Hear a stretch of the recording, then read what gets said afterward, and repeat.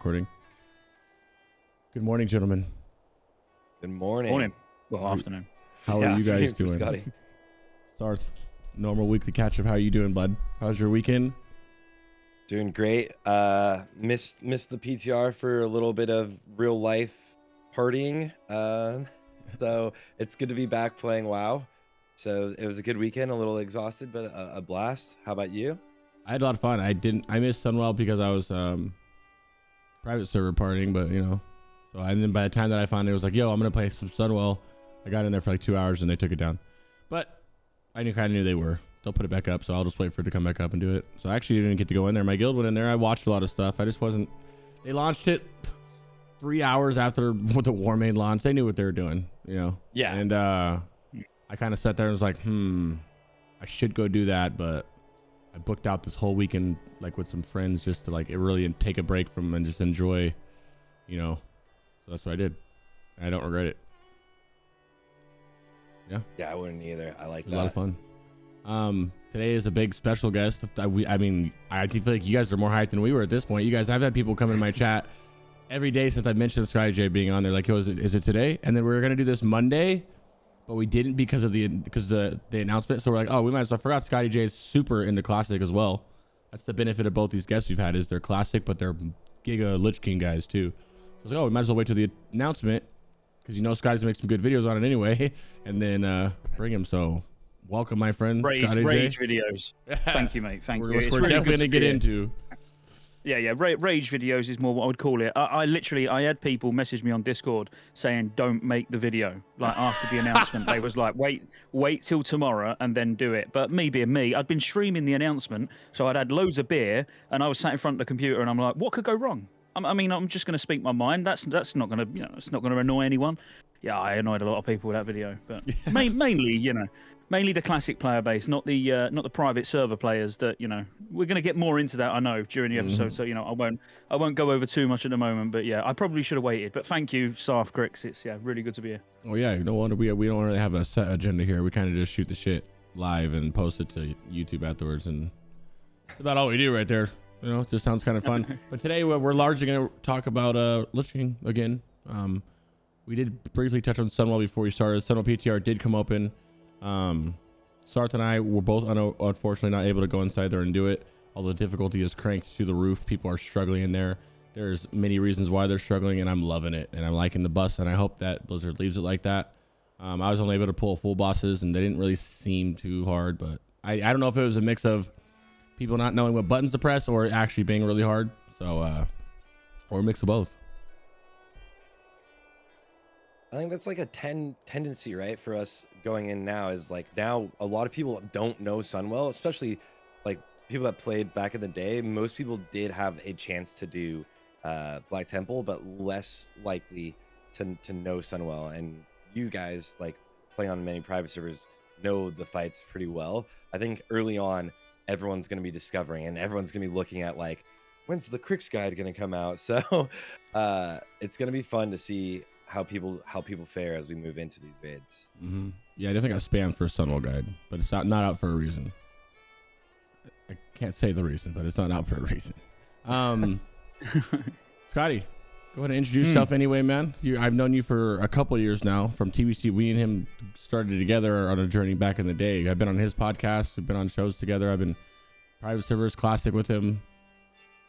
Well, obviously, if you I do YouTube videos mainly. I would never consider myself a streamer because I just sit and get drunk and play WoW. I mean, I don't really try to entertain anyone other than myself. But YouTube wise, obviously try and put some effort into the videos at least.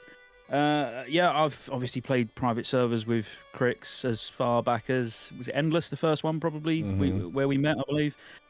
Played a lot further back than that, so I probably spent more time on RAF private servers than TBC private servers, all the way back to sort of BlackRock, WoW Freaks, you know, not just Warmain, but then obviously Warmain, Frost, Ice Crown, Frostmourne Season 1, 2, Whitemane, Syndragosa. Yeah, I've done a lot of years, probably since about 2012, 2013, something like that, I suppose, on RAF servers. And then mixed in some TBC servers. But I'm playing Classic, but just very casually at the moment because my whole aim of TBC now is just to get in the position I want to be in, ready for RAF. You know, after Endless and Karazhan, so Atlantis as well, TBC private servers. I'll be honest with you, I've had no interest for raiding in TBC. I know some of you guys are absolutely loving it, and that's really good. It's not one of those that I could repetitively raid. You know, that I went and cleared Black Temple and Hyjal last week on a really undergeared priest, and it was quite fun. Don't get me wrong, but you know, I'm not going back. Yeah. That's it. Well, as you see, Scottejaye has a channel chock full of videos. A lot of them are classic related. A large percentage of them are recently Lich King related. He has played most, if not all, classes. He's cleared all the raid content on most of these classes. I think he's done everything, even PvPing at some point. Way too much to even put in one episode.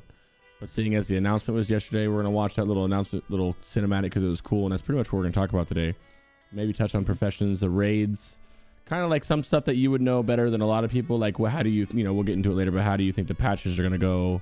Like, what raid's going to be come out and what patch and stuff like that. But I'll link his YouTube for anybody that's in chat right now that wants it. Big guy here. Yes. What is your I know the answer, but these people don't know you. What is your favorite class and why? Druid. Yeah, don't even need to think about it. But probably, I don't know. It's really hard to explain. I've just back in sort of 2004, I actually started a Warlock. I mean, me and you could have been real brothers, Crix. If I'd have stuck to it. But I got to level 35, and then I don't know. I changed to Druid. I didn't even get to 60 on the Warlock. We're talking like week 1 of original vanilla, and then I swapped to Druid. And I'll be honest with you, I couldn't even tell you how many Druids I've got. I've probably got 1 or 2 Druids on every private server that's been released over the last 10 years, 10, 12 years. I've probably got 8 to 10 just on retail. I've got 2 on classic. It's just feral. I love feral. The problem is feral in TBC is probably the only. I'm a bit spoilt by RAF private servers. That's the thing. Feral in RAF is if somebody's not tried it, you absolutely 100% when the beta comes or whatever, or private servers, go and try it on there. Go and try a feral druid because it's the most satisfying and rewarding spec out of every single spec in RAF of the Lich King. So then coming back and getting a bit more prepared for RAF playing TBC.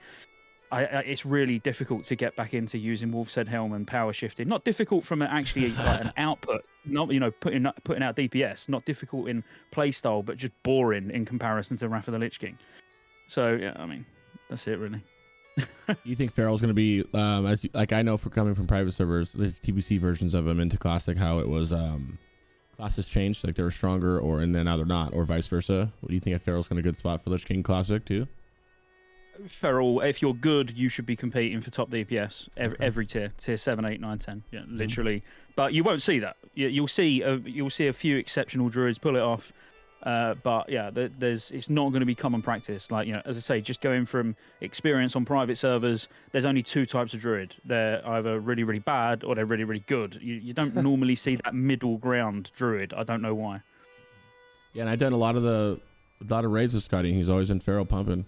Been racing me every time. I hate it. He always beats me. I'm like, dude, what is this? Is this a cat beating me? The first time I was on a Lich server, I was in his guild and I got smacked on by him. I was like, damn, bro, feral pumps. I came back to TBC and I was complaining on stream the other night that I was like really surprised. I'm not talking raiding. It was only like 5-man heroics. I went and done Zolaman, done Karazhan, just small group play.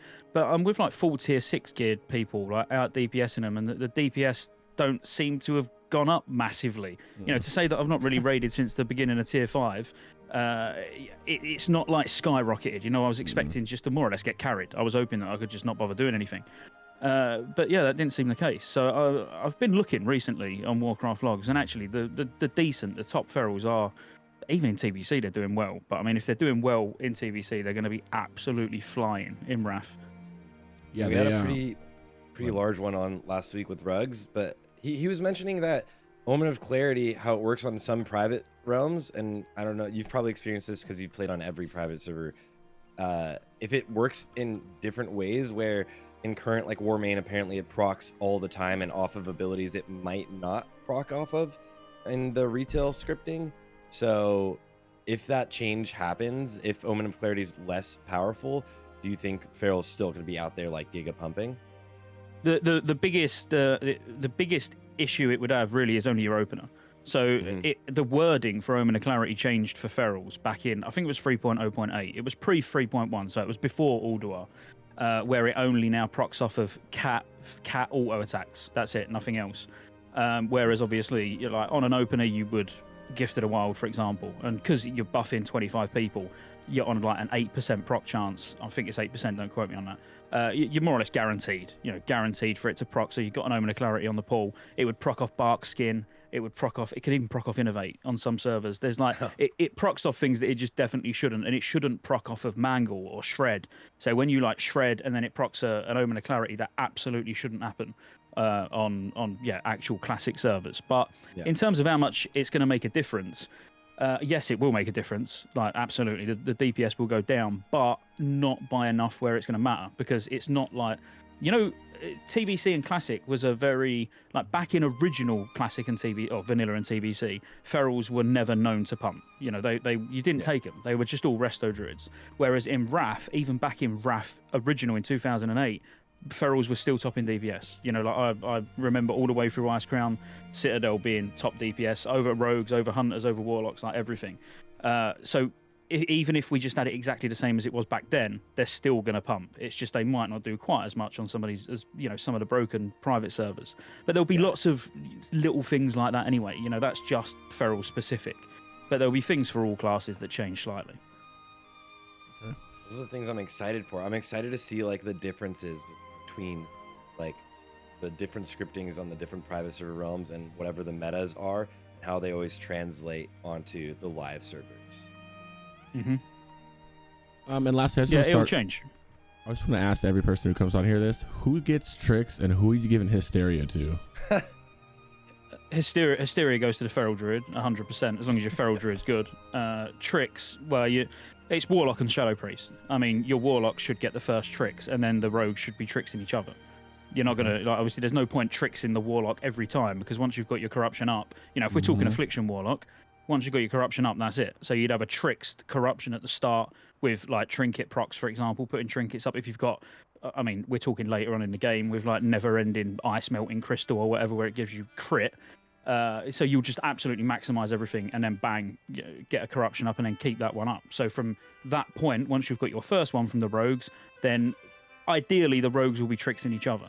But again, if you've got a massive pumping feral druid, for example, or a massive pumping marksman hunter, then give them tricks. Do tricks and hysteria But the warlock stacked? only needs it once. Do they stack? The what? Tricks and hysteria, can you Do do they them stack? together? No. Oh yeah, you can tricks and hysteria together. You can like feral. That's crazy. And you said feral gets hysteria. Is that an objective statement? There won't be many serious raiding guilds you give anybody who give hysteria to anything other than their feral. Okay. Obviously, it's 100. Everything you do is 100% physical damage, and you do more damage than a warrior. So it just goes without saying, every single attack that you do will benefit from hysteria. Whereas if you was to give it to a Ret Paladin, they're only going to get their, swings for which are going to get buffed. A hunter, if they're using arcane shot, for example, every class has got something that's not just 100% every point of damage is physical. The only one really is that pumps is a feral. Okay. That's what I was curious about hunters on it too. That's cool. Yeah, tricks. I know as a warlock, I get tricks twice. I'd get it in the beginning and I get it before execute phase usually. Sometimes, if I'm lucky. Yeah. I mean, again, it comes down to who's doing the most damage after the first ones. As long as the warlocks have got the corruption up, then and not dead. After that, it's just put it on whoever. But like I say, marksman hunter once, because there's two rotations for a marksman hunter. There's using arcane shot and not using arcane shot. If you've got a hunter that gets to the point where they don't use arcane shot anymore, then there's literally all it would come down to is who does more damage, your marksman hunter or your feral. Okay. Rugs, how are you doing, my friend? Good morning. Hysteria does not stack with Death Wish from a warrior. Oh, that would make sense. So you can't even stack with the big CDs, whereas you can give feral hysteria during their berserk window. Okay. Yeah, I don't know how feral works. I can't wait till we do a druid episode, because that's on another level. Okay, well, that's out of the introductions. Sarthe, did you have any questions? Did you want to ask him separately, or you just going to go on our list on there? What's next? Not yet. Yeah. Sarthe, you and I never talk about this either, so you can answer this as well. But do you guys feel that TBC's been a little rushed? Let Sarthe go first, and I'm going to grab a beer. Go ahead. What a I personally, I feel like it is, but I've kind of always felt like it was, and I think a lot of people do. So I think. Well, okay, so ZA came out May 24th. I think I wrote it down this morning. March 22nd. Sorry, it's obviously not May 24th. That would make no sense. March 22nd. So like less than a month ago, and we've got less than a month to go, pretty much, most likely to go into Sunwell. I think this phase, I definitely think the ZA phase was the one phase I was looking forward to the least, for the sole sake of knowing it was like an extension of Black Temple for longer than it really needed to be. But in my personal opinion, we just started getting into real speed runs, and that's something that like has always been my like favorite aspect of the game, especially in classic, I would say.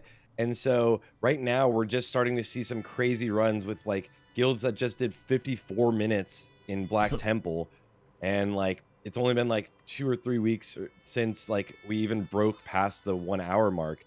And so I wish, I think it's a little bit rushed. Like hearing the Sunwell announcement is a little bit rushed, especially with it being the same time as the Wrath of the Lich King announcement, which, as Scotty mentioned earlier, it changes the focus on, are you focused on this last tier, or are you focused on getting ready for Wrath? And I think a lot of people are going to shift their mindset now with this Wrath announcement to be focused more on preparing for that than to be focused on clearing Sunwell and like finishing out the game. So it feels to me personally a little bit rushed, but I think that's also can be a good thing, because having a lull in content always ends up being like, I don't know, people get bored with the game, I guess. So if you keep it moving pretty quickly, I think maybe Blizzard is seeing more retention. I'm just not sure. As someone who raids Black Temple like 9 times a week, I could even have more Black Temple. What about Okay. you, Scotty? Do you feel like it's a little bit rushed? Well, yeah. I mean, to say that we're going to get Sunwell Plateau before even 1 year, it's going to be assuming it comes next month, like we all assume it's going to be about 4 weeks after the initial PTR. Yeah, it's going to be 11 months between TBC launching and the final phase launching, which is incredibly quick. I mean, I can't say I'm sad, but it's yeah, for the guys like you who speed run and want to push TBC raid into its limits, then I would be frustrated. But you're looking at, we're gonna have one final season, so the PvP season's gonna finish 3rd of May, I believe it was, and then you're looking at the week after, maybe maximum 2 weeks after that, we're gonna have Sunwell. They're only going to have Sunwell out for. If it went for longer than 12 weeks, I would be surprised. Quite honestly, people are saying already that it will go on for 5-6 months, but I don't see it myself, because everyone's going to be focused on Wrath. No one's really going to be that interested in Sunwell, so it's gonna be far too quick. Yeah, being objective and really looking at it and taking how I feel about the game personally out of it, it's still far too fast. I mean, Sunwell shouldn't have been launching for. I'd realistically have said. August, so that'd be sort of 14 months from launch. Then you could do a nice 4 months, nice 4 months of Sunwell, which takes you to like an 18-month expansion, which a 16, 18-month expansion. That's probably about right. But we're looking at the moment of being in the final phase before 12 months is even up, which is, it's not a seasonal server, is it? Oh, they're kind of acting like it is. Yeah, It feels like it is. Feels like it yeah. is. I think that which can go to the next question, is it kind of depends on when they're going to launch Wrath. If Wrath is like December, like or Q4, November, December, then like what are we going to do? Is Sunwell forever? Like, Yeah, when do you guys think they're going to do Wrath? Like what they're month? they're gonna push it quick, right? So like we're gonna have Wrath obviously before the end of the year. Q4 boost their numbers. It's like standard Blizzard, right? They're like, let's just make everything look good on our sheets before Q4 or at the end of the year, whatever. And then we get to do Nax, which is going to be exciting, but I think taking away, we'll get into this for sure, but like taking away like the Dungeon Finder, that was what was exciting for like leveling alts. And I think the first phase of any expansion is very, very alt friendly generally. Like the first phase of TBC was Karazhan. You're sitting there in Karazhan, and of course you have Gruul's Lair and Magtheridons, but like it's very, very friendly to like get through Karazhan and now level your ults, get your ults ready. And I think Wrath, the first phase is going to be similar, especially if they're reducing the lockouts where you're not running 4 different versions of Nax each week. You do have Malagos. Is Malagos open on initial launch? And Yeah, Sarthe Malagos and Sarthe, yeah. Yeah. So then you have these, but like that's not taking all of your time. So it's gonna be very alt friendly. And I think they're taking away something that's one of the biggest draws for leveling alts. But I think they're gonna push it out before the end of the year, like November, around the same time they usually do. The biggest like indicator I think would be like if Amazon or whoever makes Ashes of Creation did like an announce and like we're coming out November 28th or something, and then it would be like, oh, Blizzard's releasing Wrath then. Yeah, I can see that. Yeah, I'd say it's Intrepid who do Ashes, and trust me, there's no way that's coming out. Not till about 2025. Oh, okay, good. Yeah, I'm on their. I'm part of their I bought into the game, early. Gave them like $500, and so I'm on like their alpha spot testing. And there's not even been a spot test this year. Honestly, that game since they changed to Unreal Engine 5. I know this ain't an Ashes podcast, but that is so far out. No other game needs to worry about it at the moment. Yeah, rest assured, Blizzard, you're fine. Game, I can't wait for that game, bro. It's going to be great. I loved Alpha 1. It was I really enjoyed Alpha 1. It's got a long way to go, a lot of work to do, and I think it's got the potential of being very good, but I just don't think it suits today's modern way of playing MMOs. They're straight away falling into the trap that I feel like the Blizzard devs are falling into, with really misunderstanding what people, not necessarily what people want, but the way we consume the content that's put in front of us now. Ashes are in a very like old school mindset where it's all about building communities and everyone coming together and working towards a common goal, and everyone on the server walk around like main cities holding hands and stuff. That's just like realistically don't happen in modern MMOs, does it? Yeah. People try to do, I think the way we play the game now is very much, this is just the standard player base. Is like, what's the path of least resistance? Always. And people hate on it, but they're gonna do it every time. Like, people are always gonna be like, I hate that, like, I could buy this boost. This is the worst, Blizzard. I can't believe you did that. Now I have 5 accounts with boosted characters. Like someone's always like, it's the vocal people that are like, this is the worst, that have like 5 characters, that they boosted. So, yeah, they'll be like, we don't want random dungeon finder. Well, they're multi-boxing all 5 characters in their own random dungeon. Yeah, exactly. Trying to put a poll up, but it's not working, so I gave up. Scotty, what do you think about, from your perspective, you've done all the raids multiple times over, and I know you know Classic well, and you know speedrunning is probably going to be a thing. How do you think that correlates into Lich King speedrunning? It's going to happen. It's going to be a thing just because of the way, again, the way we consume content compared to how we used to. If you take speedrunning out of Nax, you haven't got anything to do. Literally, there's only the one thing to do in Nax is going to be work out how to do it quicker. And that's for every guild. That's not just like speedrunning guilds. We're talking every guild, where you're going to split and send half your raid off to go and kill bosses, because you literally will be able to, have 12, 13 people killing one boss while the rest go and start clearing trash. We're talking that level of difficulty. I think speedrunning is then, in Ulduar, it's going to be interesting. Like, I really like it's gonna happen. You're gonna be going for the quickest time you can, but it is quite big. And then it's like, well, when you're speed running, do you do all the hard modes as well? Which does up the difficulty and does change the comp, where you're now, especially with the talent dual spec coming in, but maybe with restrictions. Which, do you need to go back to a city to change your talents? I don't know what the restrictions mean at the moment, but if it does, what does that mean for a speed running comp in Ulduar? There's going to be a lot of factors. Trial of the Crusader, going even further forward, you can't really speed run Trial of the Crusader. I mean, all you want to do is just kill it, one shot every boss without dying. So you get the cloaks at the end from the tribute cache, and then Ice Crown again would be a good one to speed run. But it's just Ulduar and Ice Crown, they are really big. You know, they are really big, and because most of it's gated, like to get even past the first boss, you know, you need to kill the first boss, then you need to, you know, go and kill Lady Death Whisper, and then that opens. You know, there's not like sort of ways around where you could start splitting up, where a small group could go and start clearing trash first. You know, if that's how you was going to do it, because I've not been in a guild speed running in RAF on any of the RAF private servers, but I do know someone really well who I think they done Nax in something like, I don't want to say because I can't remember exactly what it was, and I'll get shouted at if I get it wrong. But it was quick, and I mean some of the trash packs they was clearing with 3 people. You know, just like literally just sending 3 people ahead to start clearing trash while they're doing bosses, and but it was fun to watch. As I say, I can't remember exactly how quick it was, but it was fast.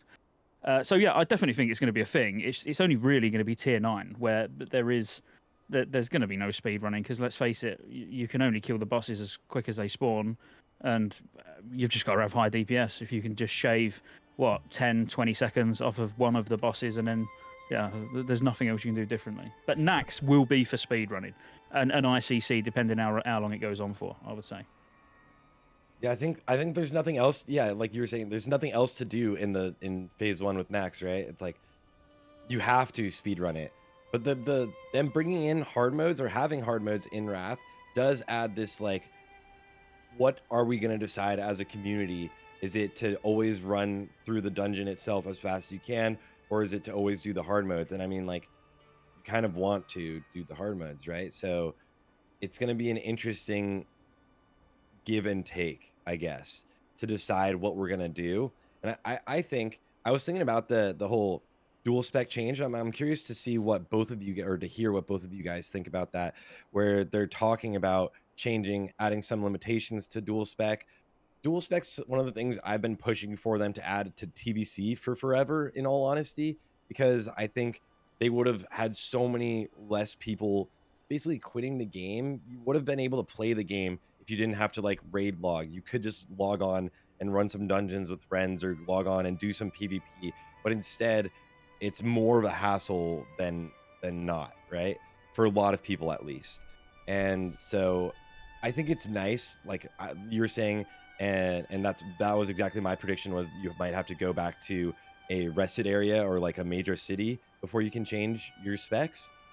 And I think that adds like a good aspect to, if you like, you can't just like change your spec right before a boss and like keep moving on. And so like it'll be like you'll bring a comp that will go throughout the whole raid, or if there's like a certain hard mode, you have to wait for someone to get back for.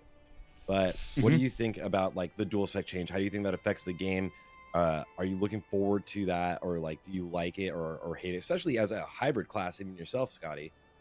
I personally would be. This is going to sound really, but it's going to sound so mad. People won't believe me. I would not have probably stopped playing TBC if dual spec was in it, because as a feral DPS, it's already difficult enough getting into groups. You know, even 5-man heroics. But you know, having the option to heal, because I'm not really that much of a fan of tanking. Obviously, I've got the spec where I can change to tank if I want to tank, but I'd still rather heal a dungeon than tank a dungeon.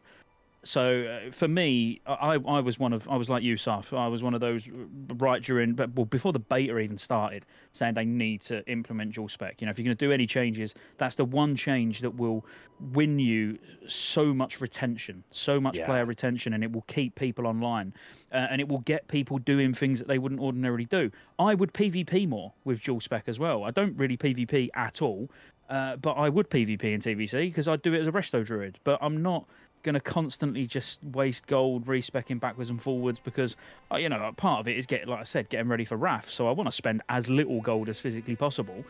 So no, for me, it absolutely needs to be in. And what you said about restriction wise, having to go back to a city or whatever, I can't even agree with that, like, quite honestly, because part of the, like, if that was what they'd done, I would take it as it is, and I would accept it, and I would rather it in like that than not in at all, obviously, like put it out there straight away.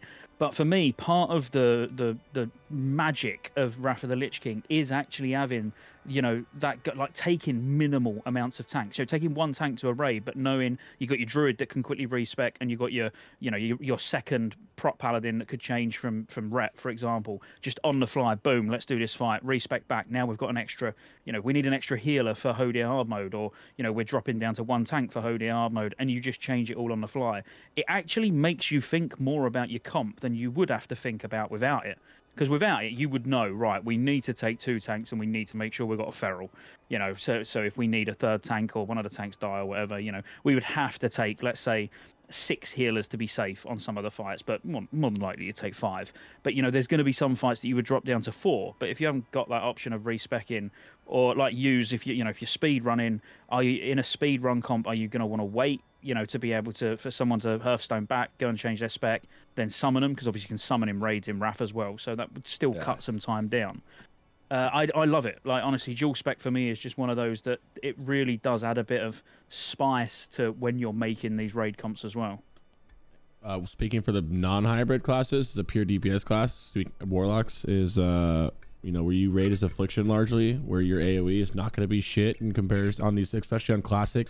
It's already kind of low on the last private server I was on that was overtuned, let alone a Classic server with the trash melting and everything. But being able to swap into Demo or Dash or whatever, either one, into a proper pumping AoE build would be, I just literally, it can't wait. Like, I would love to be able to do that. It's going to suck if you can't, because I'm not going to be like, hey guys, summon me every trash pack so I can go respec, you know, but it'd be cool to. But even in raid, like when you dual spec, it takes all your mana from you and you have to summon a new pet out. So it's not, you know, there's already an inconvenience. Yeah, it's already, exactly. I mean, there's already an inconvenience. It's hard to say inconvenience because it's an inconvenience. Like, but it's not as bad as if I had to leave, but it is really annoying. I remember the first time I did it, I was like, oh, quick dual spec with the pull timer. It just screwed me in a whole pull. The pull timer went off. I switched specs. I had no mana. Had to get a Fell Hunter out again. It was fun. Yeah, and it's even worse for ferals now in Wrath, because actually to tank or DPS optimally, you need to specialize in one. You know, in TBC it's not that bad because you barely lose any damage at all by having the ability to swap to be able to tank. But in Wrath it's not like that. You know, you either put your talents in tanking or you put your talents in DPS, or you can't master both if you like. So it's important. It is really important for hybrid classes. But surely it's important for like anyone. Like if you want a PvP, surely you want to experience all the content without having to spend, you know, a couple of 100 gold every week. You know, it's I don't know. It'll be interesting to see what the restrictions are. Put it that way. I mean, do they put a cooldown on it? Because that's something that they could do, which that would make it even more interesting. To be honest, you know, if you had a 30-minute cooldown on respecking. I could see that. That's not a bad idea. That's a good idea. I mean, I wouldn't like that, but I mean, that's a good compromise for getting dual spec. It's a very good compromise, I think. Yeah, that might change the way you like path through raids. I didn't even think about the entire idea of like really changing your raid comp and changing the way you raid lead and just put together a composition in general. I think that's the way that the Wrath bosses are designed. Especially, there's quite a few bosses where you want to bring less healers or you don't need any more than one tank. So like quite often, if they do this restrictions with dual specs, it might end up just like kind of lowering like the experience for a lot of players, especially like if you're the off tank. It's kind of like in TBC right now where like if you're the off tank on certain fights, like sometimes there's nothing really for you to do. So that's not necessarily the case on Wrath Private Realms, because you can always just then swap to your DPS spec, swap to your heal spec, whatever you need to do, and then whenever you need that tank, you can swap back. So I've never even actually put that into that sort of perspective, and putting together a raid comp knowing you have people that can change between the specs instead of just having people that are like solidified in like you're a tank, that's all you get to do in this raid, I'm recruiting you as a tank. Yeah, no, it is really important. As I say, there'll be certain roles, certain classes where it's super important, you know, to have your Holy Paladins, if you've got multiple, which, you know, most raid comps will probably run to, you know, having one of them that can go Ret, you know, having one, two tanks that are a bit more flexible and can switch, you know. I mean, it's having a feral tank, for example. It's not one that you'll see very often, I must admit, but it is super useful having a feral tank that can go boomy. You know, most feral tanks go feral DPS, but you know, most fights you don't really want to add a melee. You know, there's some fights where it's like, well, would rather a range. So actually having a tank that's got a range DPS off spec is super useful. Can I ask you why you're here? Since you know Paladins pretty well, Sarthe might like this. I'm getting some mixed opinions on Ret. Can you give me your subjective opinion on Ret and Lich King? Damage, utility, everything wise, like how they sit, maybe like if you can imagine their damage versus others and everything else they bring. Yeah, they sit fairly low. They sit fairly low. Up tier 9, they start to do better, and tier 10 once they've got their 2-piece tier 10, so their Divine Storm procs from auto attack, so you get 40% chance on auto attack to reset Divine Storm. They're cleave beasts. I mean, they are absolutely cleave beasts, even in tier 7, to be honest. But there's not very many times where cleave is your ultimate goal. You know, so like for example, you could see a Ret Paladin absolutely top damage on Sarthe 3 Drakes. But why? You know, you want all your damage on Sarthe. Why are they using Seal of Command in the first place? You know, so there's lots of places where they can look good on meters, but actually targeted single target damage and where it needs to go, it normally falls down a bit. They're a lot more fun, and when you say utility wise, even that. You know, if you're going pure DPS, like going for maximum selfish DPS build as Ret, you're not even going to bring DSAC, like as in improved DSAC, where it's the damage reduction for the raid. You can go that build and then sacrifice a bit of your own damage to do so, which most Rets should really do. So they are there for utility. But no, damage-wise, honestly, and unless I've been blind to it for the last 10 years, they really don't start competing until sort of end of tier 9 and then into tier 10. And you see the real big pickup in damage once they get their 2 set. Very good answer. Do you ever, so like, I've always like looked at things from a very different perspective of most private servers are generally looking at these very buffed bosses, and you're looking specifically at the boss damage itself. In Classic, a huge emphasis is actually the overall damage throughout the entire raid. So damage on trash ends up being like significantly more important on the live realms than it is on private servers. Like on private servers, you don't even think about it. Ruggs was even saying, he's like, I haven't even looked at overall. I'm like, you know, I'm not really paying attention on trash. I think that's where like Ret is a class that could be very, very viable, specifically because of that. If the bosses are the way we see bosses in general, they kind of fall over in 3 minutes, you know? Do you see like Ret and maybe any other classes that really shine when there's like trash pulls that are pretty large, or maybe not even trash pulls that are large, but if there's a lot of trash in between bosses, what really shines? Yeah, I mean, you're absolutely right. It would make Ret viable, but still not optimal. You know, a demo Warlock is still going to do more damage. A Boomkin overall would do amazing damage because Hurricane with no cooldown, depending on how, again, it does matter a little bit on how Omen of Clarity is going to work, as in if it's proccing off of every tick of Hurricane, which seems broken because you literally never use any mana, and then Starfall on such a short cooldown. You know, your Boomies, your demo Warlocks, enhancement Shamans, one in particular actually, enhancement for speedrunning on trash are going to be phenomenal, especially if they're Spellhance, yeah, looking forward to that. Without a doubt. And like you say, Ret would then be up there. They would be up there in terms of overall damage. But, you know, if we're talking, you're taking this speedrun really, really serious, and you want to bring someone who does really, really good single target and really, really good AoE, you would probably take an enhancement shaman over a Ret, the same way you would probably take a Boomy over a Ret, to be completely honest with you, because I would say a Boomy will do more single target DPS in tier 7 and tier 8 and a lot more AoE. Like, just not even close. Especially if you are doing really big pulls, you know, where the pull is actually taking, you know, 30, 45 seconds to get them all down because you're pulling 8, 9 packs at a time, which you absolutely could in Nax. Then obviously, basically every trash pack they're gonna have Starfall up. You've got 2 or 3 Boomies, they're gonna rip shit up. Yeah, Boomkin seems like a resident sleeper for overall damage. I think. I don't think it's resident sleeper because we know about it. Yeah, everyone knows. Yeah, we know about it. Yeah. That like 1 minute cooldown, people were like, "That's pretty long." It's like that's actually not. It's a lot of that damage. long at all. Yeah. No, It's based on like not AoE more. It's based on stars, right? How many stars fall? It's like 20 stars fall, so you can only hit 20 people. That's how that works. Yeah. Thank you for that response. I have another one. What's your thoughts on Prot Warrior, and actually Warrior in general? Thinking of what the same question Sarthe said in terms of cleaving, speedrunning, and all that, with Fury for arms, I guess Fury arms, and then Prot Warrior in the tanking section. Are Prot Warriors Jesus doomed? Christ, Like everybody says why they have are. you done this? Hey. Why? I've tried to be a lot more open-minded, like, you know, and I've learned from my mistakes. You know, I've only done YouTube videos since Classic, you know, never before. And going from making videos about, I appreciate I'm going a little bit off topic and going back a bit, but I just want you to understand my answer. You know, I back in TBC, I was very much like, oh, well, it's going to be like private servers. You know, everything I was talking about, it was like, well, no, what can be different? It's a 2.4.3 client. It's going to be the same. You know, people on private servers have been playing it for years. They know more than classic players. It's just going to be like that.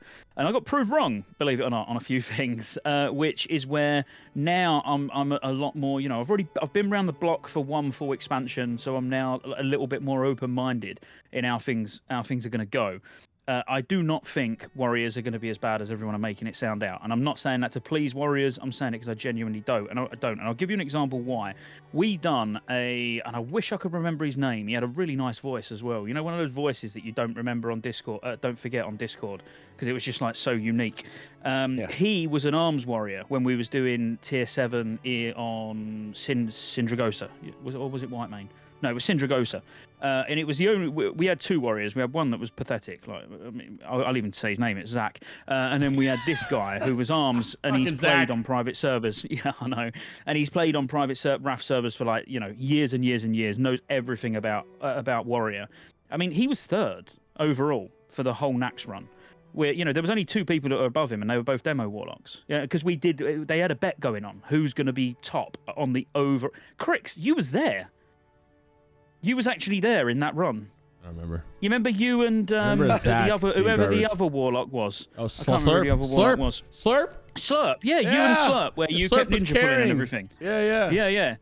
So the warrior was third, below two warlocks. And you're talking now. I think tier 8 was just about to come out, so everyone was more or less, other than Crix, because it only just started, but everyone else was more or less full tier 7 bis. So I think absolutely from like pulling loads of trash and using Bladestorm every 1.5 minutes, they're going to do big damage. So for speed runs, I still think they'll be viable. Prot, which was the one you started with, which is the one that I'm dreading to even speak about, why take a Prot Warrior when you can take a Prot Paladin? Like that's my only question back. You know, it's not like I don't care what a Prot Warrior can do. I don't care, you know, that they can spell reflect. I don't care none of their abilities matter to me. Just why would you take a Prot Warrior when you can take a Prot Paladin? I'm not saying Prot Warriors are going to be benched and they're not going to clear content, because we know what Classic's like. You know, you've got all sorts of weird specs and, you know, like things that we said during TBC build up that, you know, they weren't going to be viable. Rogues are going to be on the bench. You know, warriors are going to be doing crap damage. Well, actually, it was never about the damage. It was more about class stacking in TBC, to be honest. But, you know, we've been through that. So a Prot Warrior who's the main tank in their guild will absolutely kill every single boss from tier 7 to tier 10 heroic. But if you're making an optimal group, there is no reason to take a Prot Warrior over a Prot Paladin. No, other than one boss. There's one boss where block is actually fairly valuable. And I can't even think of the name off the top of my head now. Shouldn't have started drinking too early. Impal. Anna Barak, innit? Anna Reckon. Whatever one it is. Yeah. Anna Brecken, yeah. Yeah. I always get the Anubs mixed up. There's so many of them. You got one in Asjol Nerub, one in Tok, one in Nax. They're like, yeah, Anub guy. Yeah, they're everywhere.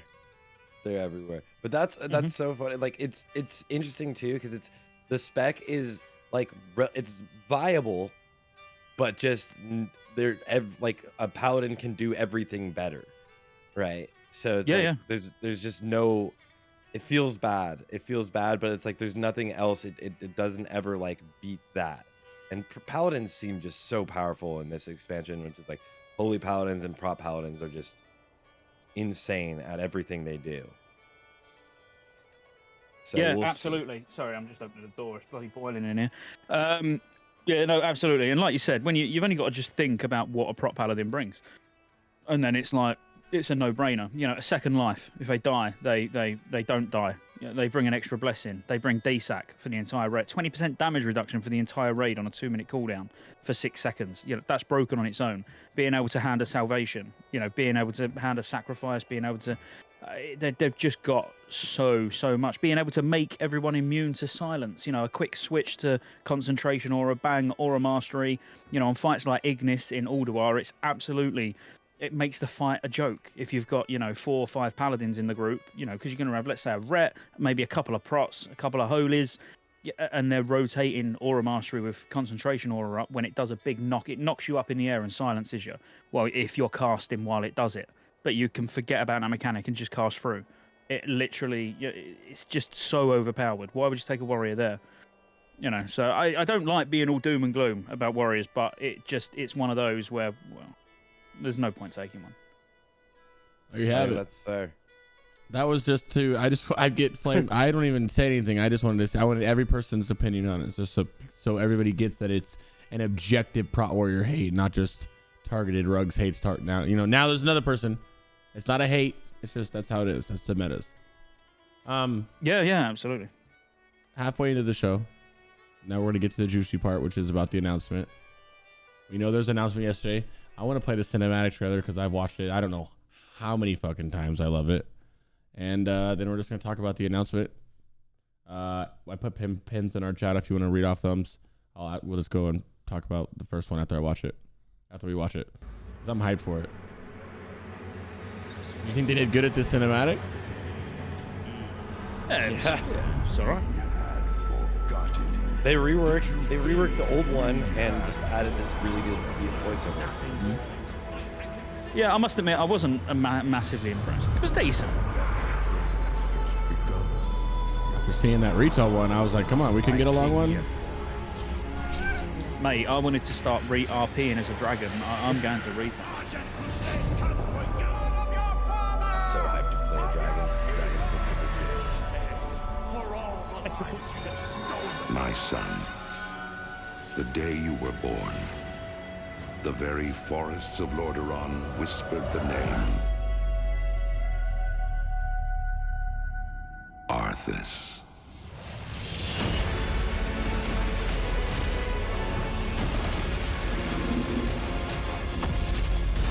When my days have come to an end,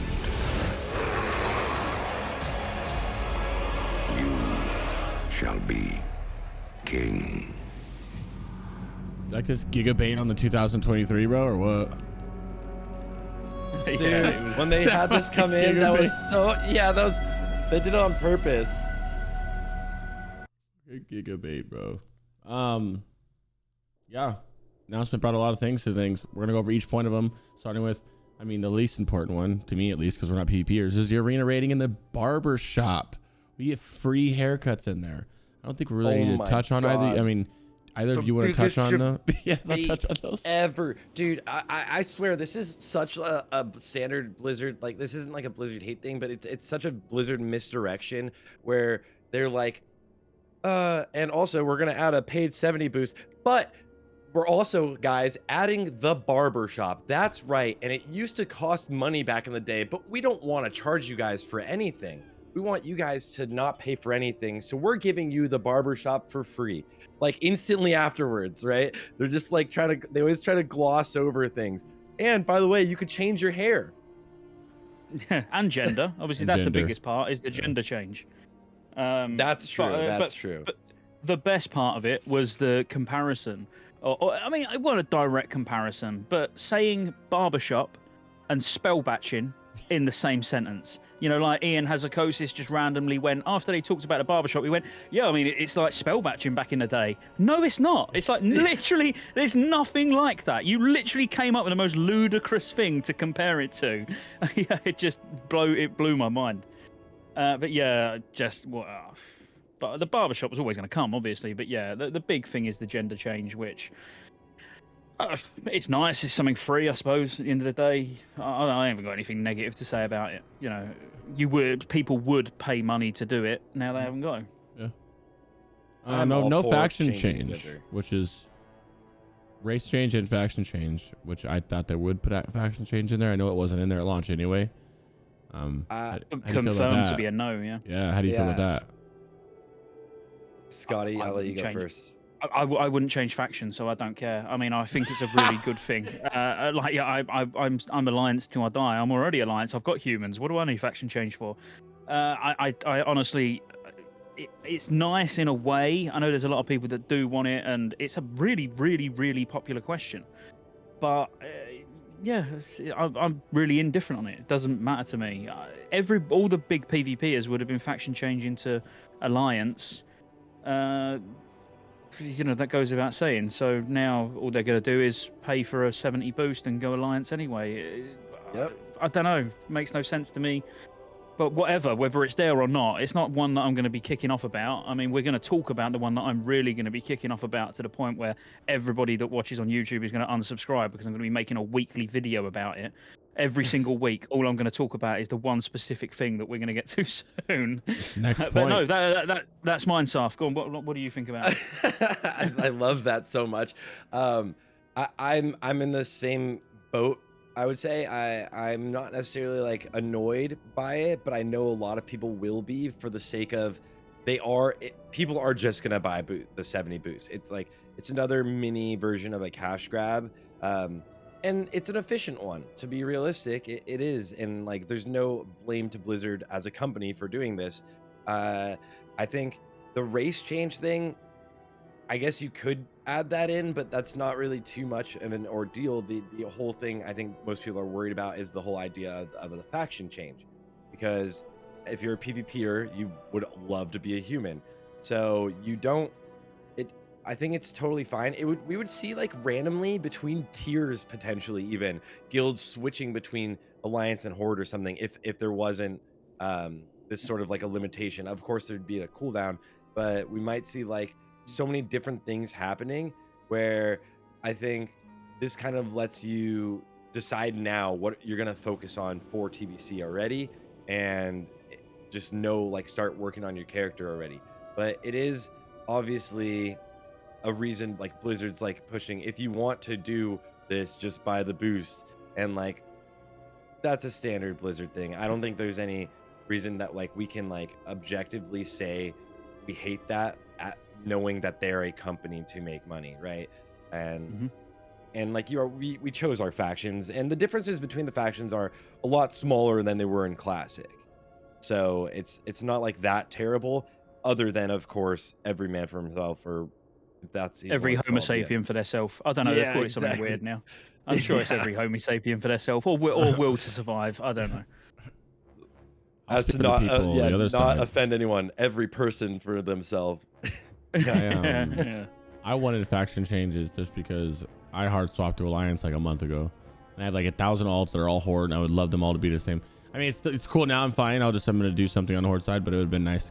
I like having them all in one thing. You know what I mean? Instead of having like 2 Alliance and the rest Horde. But yeah, I don't care too much about it. It's whatever. Yeah, it would have been nice. It'd be nice. It'd be convenient. Yeah, it'd be nice. Yeah, exactly. Yeah. Exactly. They well, I still have Orc. I'm running 2 Warlocks. So the next one is a little bit spicy. It's about that real spicy, that LFD. I don't know if Scotty knows what LFD is or if he has any input on what they're doing with the LFD, but in the announcement they say that they're not going to do it looking for group finder. I know what RDF is. Yeah. I know what RDF is. Oh yeah, I know. I'm teasing. Oh, it's looking for dungeon. Oh, it's random dungeon finder. Random dungeon finder. So they said they're not putting it in, and then they got flacked already and already kind of vetoed that and said they're going to look at it or something. But I'm sure Scotty has much more to say on that. He knows more about it than we do. I made a protest, mate, during the announcement stream. I just walked off as soon as they said no random dungeon finder. I just walked in the bar and I was like, I'm done. Need to send my little boy in to go and turn the stream off because I'm not talking to anyone now. I'm really not happy about it. I don't get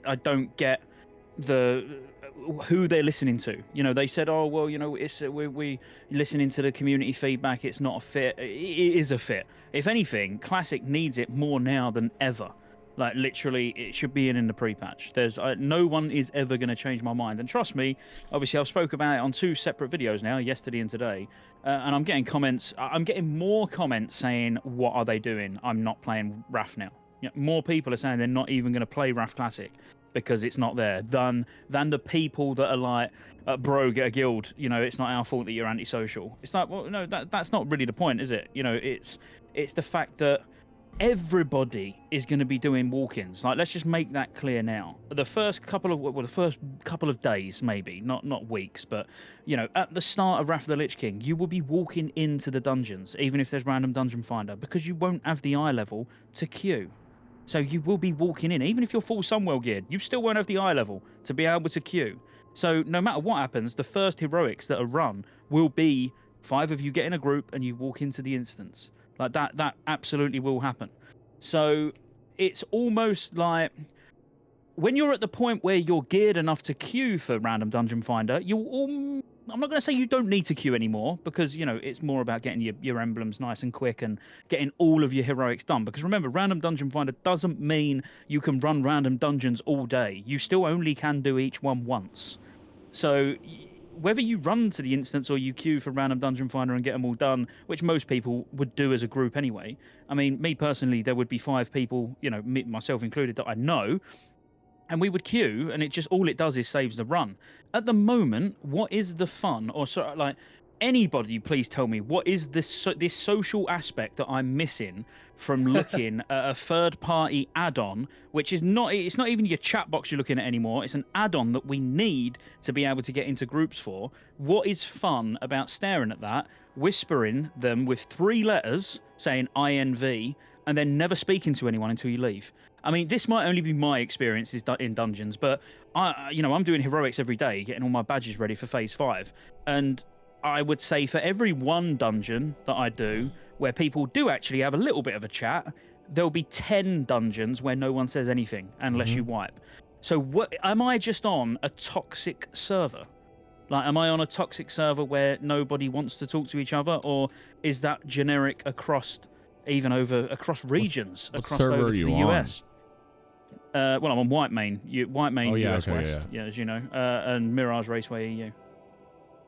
That is 100% the experience. I don't care what server you're on. I don't care what you're gonna say. That is absolutely the experience. Like, looking at your bulletin board, and like, bulletin board is back, right? It is just a bulletin board. If you look at bulletin board anyways, 80% of the things you see on there are different people selling boosts anyways, right? So like, it's not like you're finding normal dungeon groups that easily. It's like, it's so toxic, and it takes forever to find your group. Everyone's going to be looking for a tank for like ever, and looking for a healer, and instead you could just be out like questing. You could be out doing anything else in the game, and then get put into this group together with people.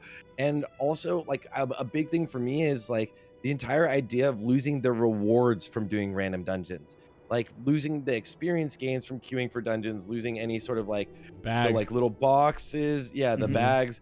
Like, how is that adding to the social experience of the game, sending 2 people over there to summon you anyways?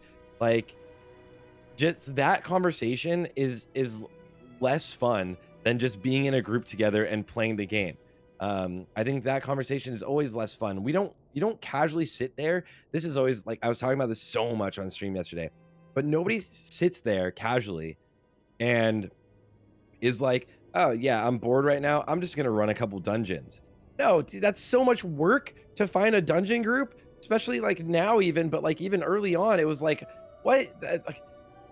Let me whisper this guy and see if he'll invite me. He's like, no, I don't need a rogue. No, I don't need a hunter. You know, it's like, you're always going to face that. You're always going to face that. And now it's going to be like, no, you don't have enough eye level. Like, What you're missing, Sarthe, sorry, just to cut you off, the bit that you're missing is the social interaction that you're going to get in the world on the run there. So last night, for example, I done old Hillsbrad heroic because it was the daily, and I went there and I saw. Oh wait, no, I didn't see anyone. But I did speak. No, I didn't speak to anyone either. No, yeah, I don't know. Sorry, carry on. Yeah, exactly. It's like they really want this classic feel. They want the world to feel vibrant. The second we added flying, and I said this so early, I was like, the second flying is in the game, the open world is gone. The only people you run into in the open world, the only people, I swear, I'm on a giant pop server, right? So white main even, but like anything, even Fire Maw, the only people you run out into in the world, they're literal bots. They are bots. And Blizzard's like, look, there's people running around Hellfire Peninsula. No, they're not, dude. I can follow them for 30 minutes and watch them do the same scripted activity. That's a good point. The funniest thing is like as well, Benediction or something. That's kind of like that too. Like there's main cities, yeah, obviously, but like if I'm out there just getting soul shards, I don't ever see anybody out there. That's that No. Yeah. Wow. So one of the other things they say as well, and I swear to God, this happened to me on stream on my like newly dinged priest on the US realms.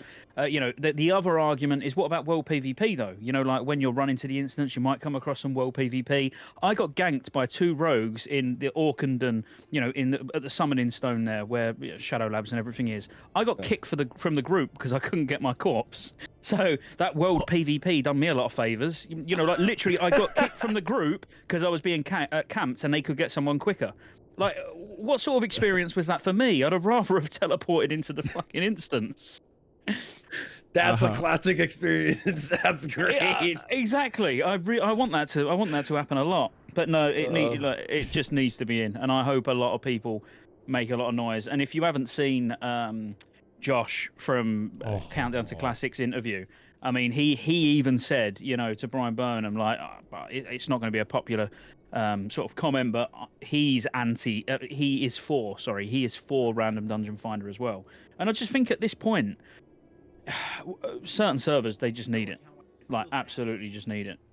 Yeah, I just linked it, but Countdown to Classic, Josh actually did an interview yesterday with Brian afterwards.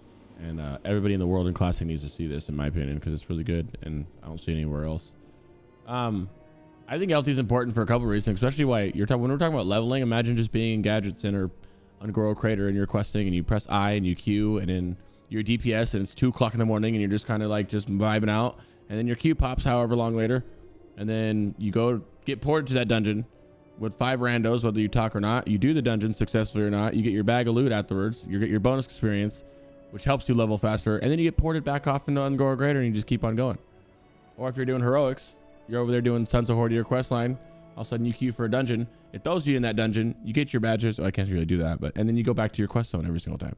It's like that. It eliminates everything. That peacefulness of you going somewhere, and then you don't have to go back to it. I like that. That's what I like the most about it too. Yeah. For low level characters, it's absolutely amazing, and for new players coming back for Wrath, they will see far more dungeons on their leveling journey with it than without it, because it's impossible. Like I'm leveling a Paladin at the moment on the Horde on Mirage Raceway. It's only like level 50.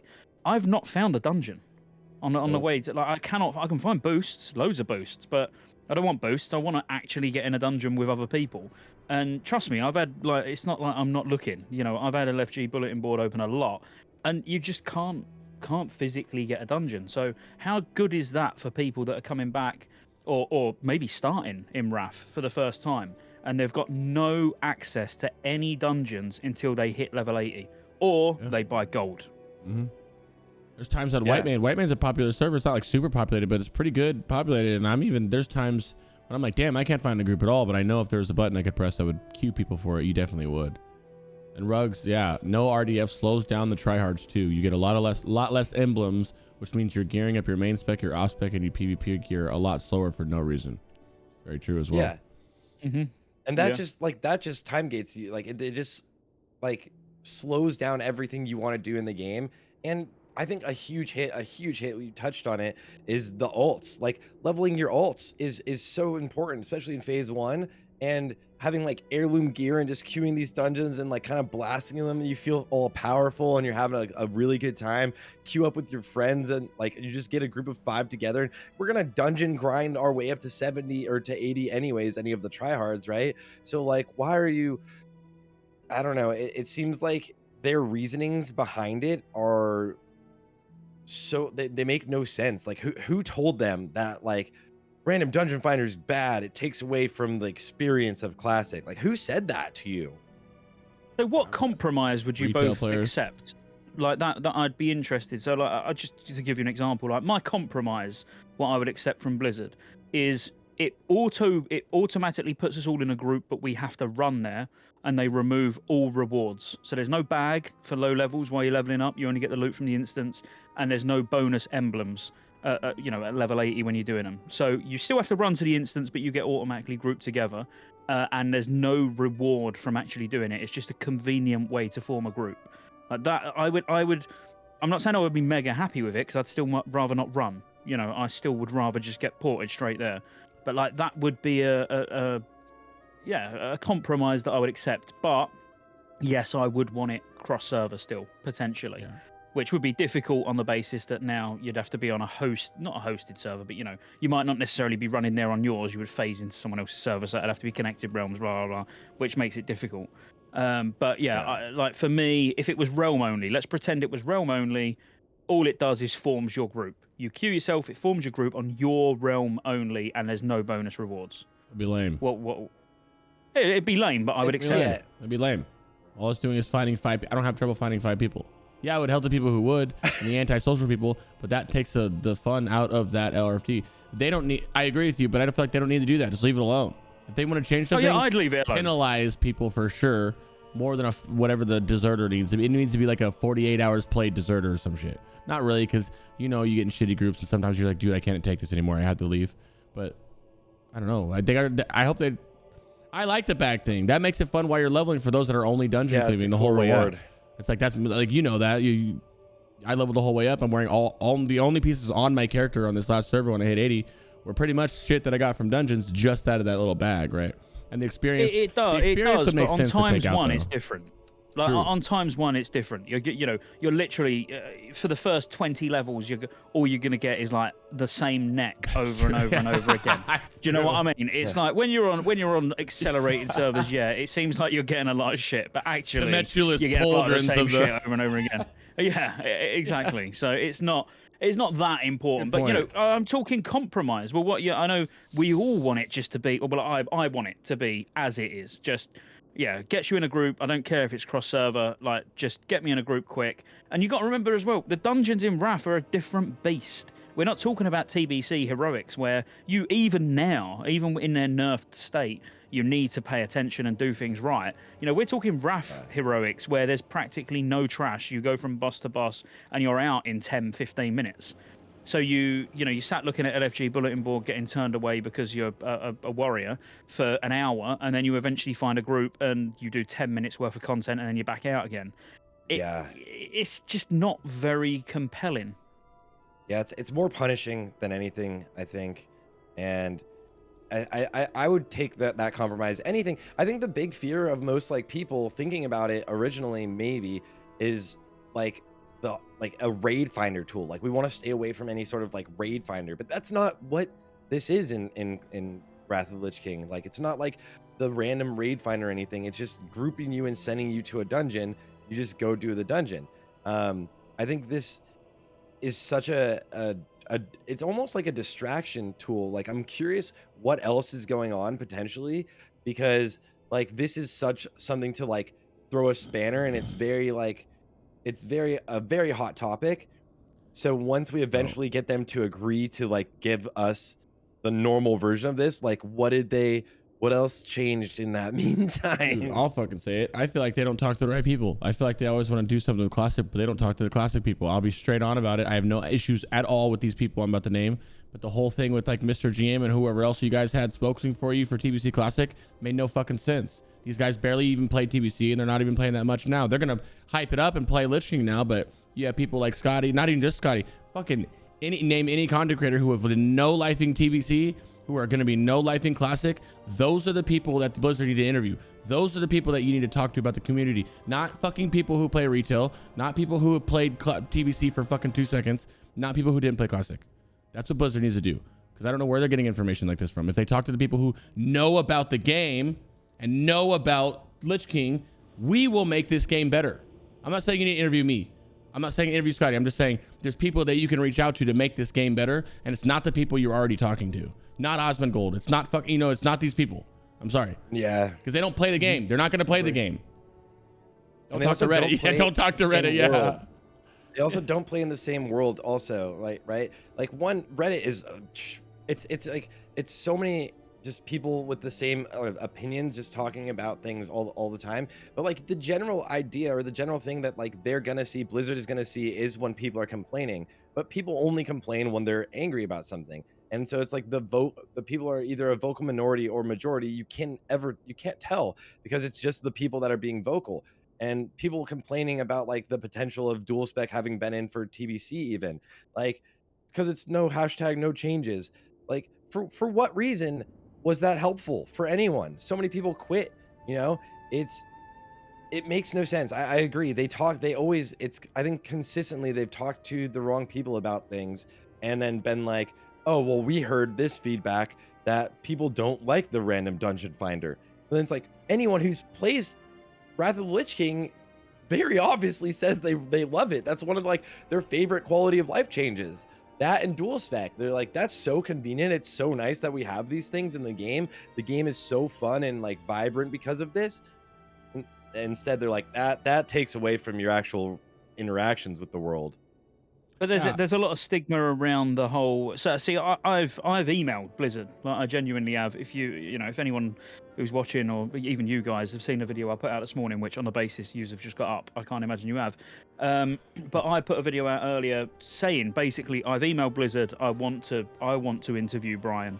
I want the people on YouTube commenting. I want their opinion on what questions, what are burning questions, not IGN's questions about renaming bloody every gazer for himself and all of that. Like, I'm not bothered about that. The stuff that really, all right, it might matter to a small minority, but it doesn't impact gameplay, does it? All I care about is the game being really, really fun and accessible to as many people as possible.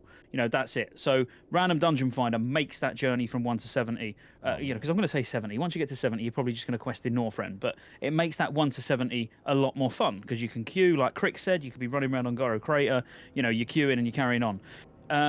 But I've also said in that video that they probably won't let me interview Brian Birmingham because I am outspoken. I do split the audience. I say things that people don't like, and I don't do it intentionally. It's like I feel like there's probably a stigma. Yeah, but I feel like there's probably a stigma attached to me because I'm a private server player, and same for you, Crix.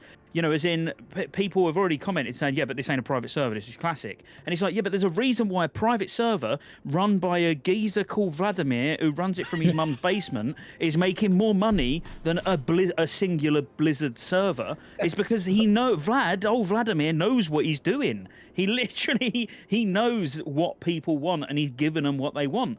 That's why people flock to these private servers. Whereas, then we're tarred with the brush of, oh, you're playing private servers. This ain't a private server. This is classic, like some sort of snob.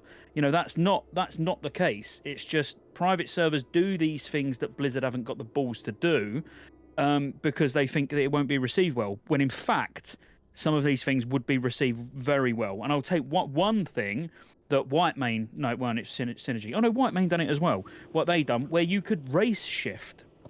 That would be a wild change in Classic. But talk about how to level the playing field. And now all you're doing is playing your class purely for aesthetic reasons. You prefer a Night Elf over a Tauren. Or you prefer an Orc over a human. Because you can physically shift your racial abilities to any other race that can play that class. So if you're a rogue, you couldn't shift to Draenei racials because a Draenei can't be a rogue. But what a fantastic addition that would be to make it like it would naturally start to level the faction balance on servers as well. Because now, as I say, it's like Sarthe, you might create your character and you go, God, I like that big Tauren, that looks good, and I'm like, oh, I like that little gnome, so it would literally now just come down to personal preference. But they won't do anything like that because they're scared that there will be backlash for it, and it's like, oh, it's turning into retail. Well, it's not. If retail done that a long time ago, that would have probably done better as well. Oh. I think a Scottejaye Brian interview would be phenomenal. If I wake up in the morning and see that, I will be the happiest man in my life. Yeah. But also, hey, but I would want to do what no one else does. I've never had the opportunity to have any input on anyone who's interviewed them. You know, I would want to go message used to, you know, message Sarthe, message Crix, and be like, guys, what questions do you think are important? You know, put it on various Discords, put it on a video, put it in Twitch chats, you know, and be like, come on, what are the things that we really want to know? Not like IGN's interview where, I'll be honest with you, I watched it and got nothing from it at all. It was like, oh, right, okay, so I can gender change. Cool. Yeah. Right, that's something I won't even talk about. I think that's like how you said you'd reach out to people too. That's what other people that get interviewed. They don't even do that. They're just like, I just think that they just need to, like, I don't remember the other person they interviewed, like, who was a retail like Marcelio or Cilius or something. Excellent retail content creator, but it was a retail content creator.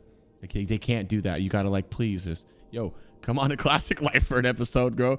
Like, Scottejayye, come see Scottejayye, because like there's so many people you can talk to that would literally make this game so much more input than Joe Blow, who doesn't play the game. Ain't that where they asked? Ain't that where they asked if there was going to be a new class in TBC? Yeah, bro. That was literally all they did was ask straight retail questions. It's like, how do you guys, like, I know that we're not like, we're small fries in comparison to these other big retail creators, but bro, we play this game. We don't just play this game, but we like no life this game. Helping people, voice people, getting community based. It's like, they got to do something, bro. So I'm gonna play the game regardless. So let me just say that I'm playing the game if it was garbage, because I'm addicted to this game, and that's what I'm doing. But I just want it to be in a good spot, you know. Yeah, and I think if they release it in a good spot, it will just massively help retention, right? Like, there's gonna be, no matter what, there's gonna be a huge influx of people because everyone's excited, everyone's hyped for Wrath of the Lich King. Let's be real, everyone's almost more hyped for Wrath of the Lich King than like the Sunwell announces and stuff like that. So everyone's really looking forward to it, and we all have this crazy nostalgia for Wrath. I think it might even have a larger nostalgia than TBC, because this is like when everyone who plays nowadays was like starting to get like good at video games back in the day, you know, or like, so now we're all going back and like we remember all of these raids and doing all of these crazy things, but like taking away some of the core aspects or even just not enhancing things. I think they're embracing #some changes. They are embracing adding some changes, but like, why not add the changes that actually enhance gameplay, especially for people that, like, as they know, WoW players have a tendency to play WoW for like, I don't know what the average is, but they have to have data on this. Like, probably I'd say like 2 to 4 hours a day for a general person.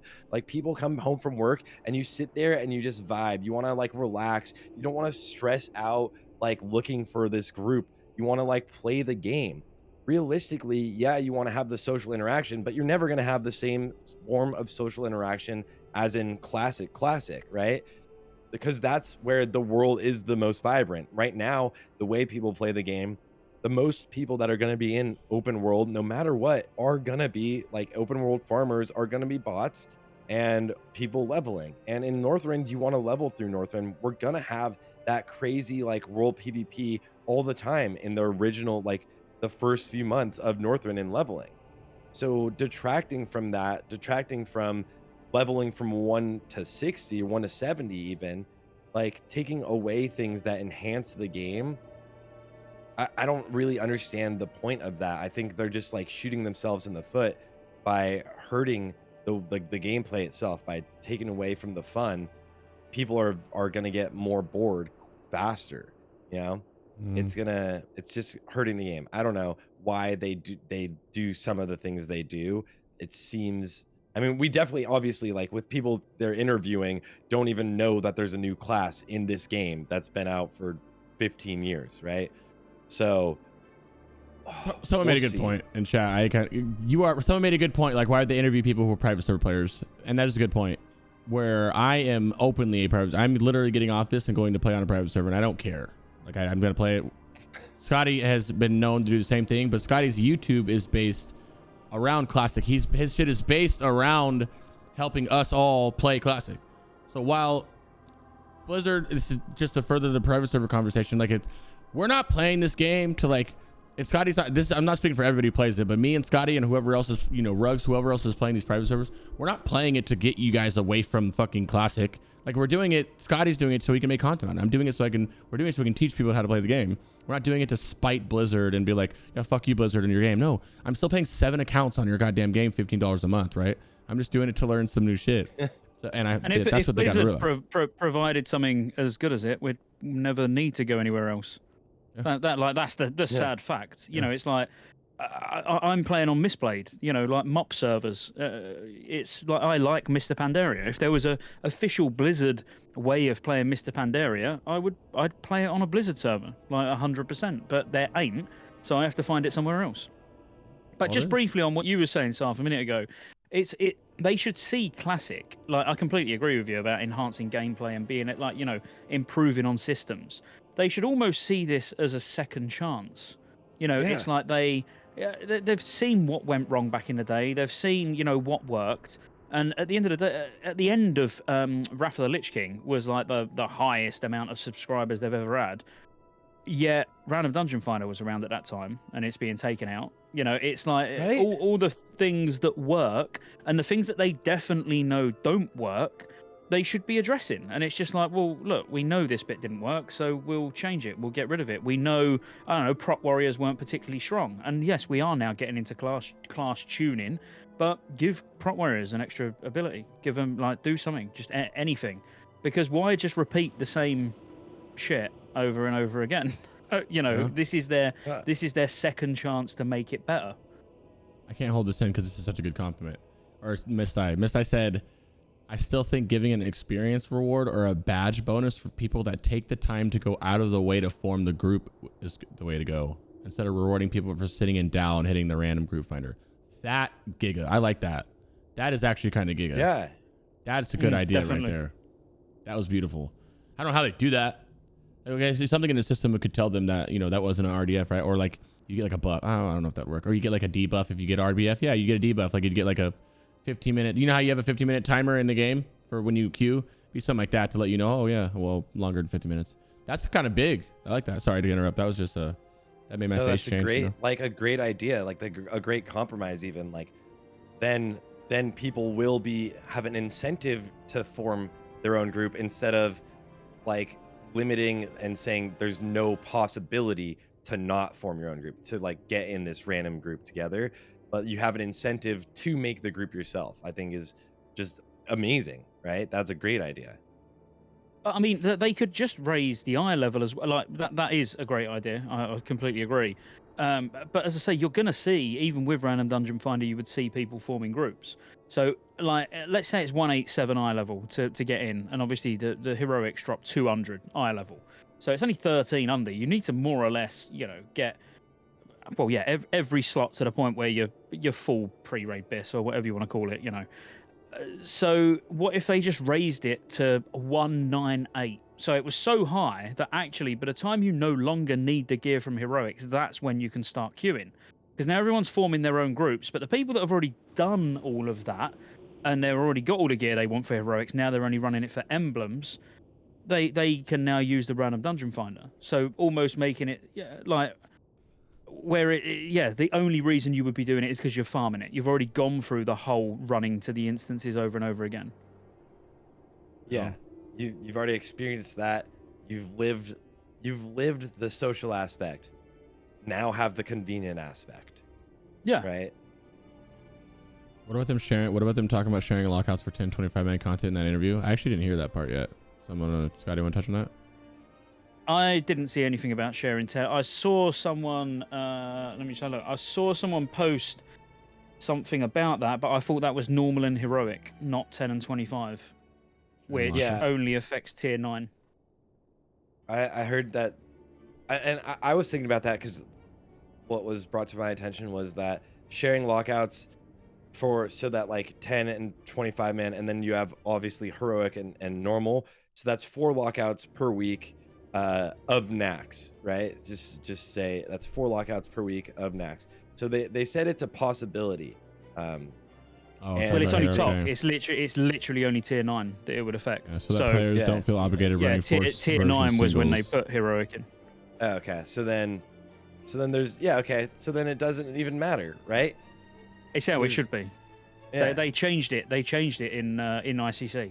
So it was literally, it went from where you could do 10 heroic, 25 heroic in TOC, and then when ICC come out, you just done 25 and 10, but only 1 difficulty. So it's more or less just going to how. Yeah, I completely Yeah. agree with that change. Yeah, it's how it should be. Okay, that was a lot of LFD. I'm sure we'll chime in on it again. What about the next one, which is about the boost, the 70 boost, if anybody has any agreements or disagreements, but also the whole DK part of that. You cannot boost a DK, but you can start a DK at level 55 on a fresh account. What's your guys' thoughts on that? Did they say you could start a DK during the pre-patch? Did they confirm that? Okay, Yep, good. confirmed. I think Yep. that's awesome. Pre-patches are like one of Blizzard's best things. Although they cut them really short last time, it was like 2 weeks. But pre-patch is so fun. Pre-patches are always so. Imagine bringing your DK into Sunwell, into Black Temple, blasting through. It's so fun. It's such a ridiculous, like, weird wild west for a couple weeks. And I think that's another thing that, like, Blizzard never really, like, takes as much note of this, like, when they give this different version of the game with the normal raids, right? Like, these different version of our classes with the normal raids. People love doing it. People have a blast doing it. Like, it's just a really good time. I knew they would do the 70 boost, and I'm all for it. Fine, you know, like, there's like, it is what it is, and a lot of people are going to change factions anyways, or do something, or make a new class, and you could gear it all during the pre-patch. You were able to do it beforehand, right? Like, we were able to boost the character and gear up in the other pre-patch. Not being able to boost a DK makes total sense. You have to level that. It's like they did where you couldn't boost a Draenei or a Blood Elf. I mean, that person has to take more time. I boosted so much. I don't care. Yeah, exactly. I'm boosting. Like, I probably won't boost again because I've already boosted all these characters, but I still got a rogue and a shaman I got to boost. So what's up? everybody that's gonna complain though about the boost is gonna buy a boost. I think that, like, most of the time, the tendency for people to be worried about it are the same people that are gonna buy the boost. And I'm less worried about the boost because we're now used to that boosting culture. And if you're gonna level it in game anyways, you would be sitting in a dungeon getting boosted. So that is what it is. I'm most excited about having DKs in the pre-patch and doing things during the pre-patch that I think is going to be like, that's always just such a fun experience where we have new versions of the classes, new talents, Titan script warriors with Sunwell two-handers, right? You know, it's going to be. Imagine Fury to well, I don't know Fury that well. Would you go over Glaze and wear two-handers double? Pretty crazy. See, that's gonna be like, right? That's where we're gonna find out. Crazy. It's a lot of fun, man. I like pre-patch. If you tell me I could be Demo and Sunwell. Yeah. Demo and Metamorphosis and Mount Hydral. What? Trash and farm? just run, yeah, Mount Hydral, like, just sit there and just, like, AoE farm your butt off, right? It's just, I don't know. It adds a really fun aspect of this game that we don't get to experience very often. And hopefully this pre-patch is longer than the 2 weeks one we had last time, but it adds a really fun aspect of the game. Pre-patch is definitely, it's definitely, it's definitely the best time, and it should be about 4 weeks. So that's what Brian Birmingham said. Yeah, he said it no less than 2, no more than 6, and he said that 4 is probably the sweet spot. But I don't agree with DKs in the pre-patch, but. So I'm just going to come from a completely different angle. I'm a little bit old school. Like, you know, I'm going back to it's a hero class, and I even called it a hero class. You know, during the announcement and interviews, it's been called a hero class. Now, you know, I go back as far back as I can go as City of Heroes, where there was hero classes, which was Peace, Bringer, and something else, Shade. You know, they did require you to get a certain level, you know, max level or whatever, to be able to unlock. So I just feel like when you're bringing the new shiny class in, for there to be absolutely no need to do anything else, it doesn't sit particularly well with me. Was it in the pre-patch in real Lich King? No, it wasn't in the pre-patch in real Lich King. No.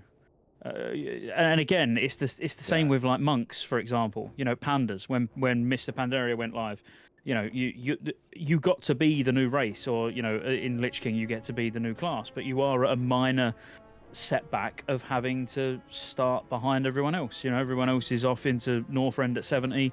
you're 55 and you've got, you know, you're a few hours behind, or, you know, 10 hours, whatever, behind everybody else. I like that personally. You know, I get why people want them in the pre-patch, and I want a DK myself. So, you know, it's not me being like, selfishly, I'd go, yeah, I want them in the pre-patch so I can get it ready. I can get it geared. It's ready for, you know, it's ready for Wrath. But then there's nothing hero about it, is there? If you're just starting on a level playing field with absolutely everyone else getting to, you know. Or you're super duper aggressively powerful. Because, like, remember back in original Wrath, where you would literally, like, when DKs did launch, we all just, like, you did five DK dungeon groups, like, all the way up. You didn't need a healer. You just healed yourself, you know? Like, you just went in and slapped. So it'll be interesting. It's almost, yeah, it's gonna be crazy. I don't know. It's gonna be crazy, but I get it. It's gonna be fun. It's gonna be fun. I don't doubt that. And am I gonna, like, I'm not being a hypocrite. Am I gonna start a DK during the pre-patch? Of course I am. I'm gonna get it to 70. I'll try and get it some gear. Yeah, like, everyone's gonna do the same. But I just, for me, you know, a hero class, it's slightly different because I get the same kickback where everyone's like, oh yeah, but what about Draenei's? You know, Draenei's and Blood Elves were in the pre-patch. Yeah, but that was just a race. You know, this is literally being advertised as a hero class. You don't even need to get to 55 anymore. You can do it in the pre-patch, and it would remove that whole, well, maybe not remove it completely, because there would be some clever boosters, but imagine it launching at launch. You're going to struggle getting boosts. You know, you're going to, unless you're boosting yourself on a second account, you're probably going to have to actually level it yourself. During the pre-patch, you literally will just get boosted to 70. You won't have to do anything. Yeah, I didn't think about that. That is actually extremely true. During the pre-patch, you're for sure gonna just sit there and like. I thought at first it was kind of like you have to. I didn't like the whole like you can have a 55 to do it, but then I thought about it. It was like, yo, how does anybody not have a 55 at least on their account already, right? So like I think that doesn't matter, right? Everybody is going to have at least a 55 on there. So like, yeah, and if you've just come back like, and you want a DK, you'd buy one, wouldn't you? You'd buy a 58 boost and you can start a DK. So I know what I'm saying. You know, there's flaws in it. There's flaws in what I'm saying. Don't get me wrong. I just feel like I'm less bothered about being able to start it at straight away. You know, I'd be fine with that. Remove the 55 restriction. Like I can get over that. I'm more bothered about them being in the pre-patch more than just being able to start them without a 55. Mm-hmm. Yeah, I didn't care about both. I figured you guys had something to say about it. So I'm glad you guys appreciate that, brothers. Okay. Yeah, Crix, are you gonna start a DK during the pre-patch or what, man? Oh no, I'm gonna play a DK. Yeah, I got a lot of Warlock stuff to do, bro. There's a lot of stuff. There's a lot of. I'm doing. Well, Scotty's already done it, so he knows how much work it's about to be. I'm on a thing where I want to play every class. I'm doing it on a Lich server where I just all 9 classes, all specs, and I'm gonna make a review thing on it. And I'm gonna choose like my top out of those. And then those are what I'm going to do on the pre-patch first. That makes sense? Yep. So if DK is not on there, it might not. I mean, DK is going to be the flavor of the month for everybody, right? So do I want to go? Do I want pre-patch to drop and then fighting over mobs and then are going to be juicy? I don't know about how Blizzard's going to do it, but I know even on these private servers, like on this current one, they didn't make the Dead Knight area for that many people. It's just made normal. So it's like people are taking hours and hours and hours to kill things because there's no dynamic spawns, there's no nothing. So that zone's not going to be fun. So if I make one, it's not going to be the day one of a pre-patch. Because that is going to be fucked, bro. DKs are just really cool, man. I've never played one before. It's one of the only classes I've never played yet. I'm really looking forward to it. They do a lot of damage. They look cool. Undeads, like it's cool. It looks like the grip. You get death grip. It'll be fun though, wouldn't it? They get the AoE death grip from retail. It's gonna be like fresh servers.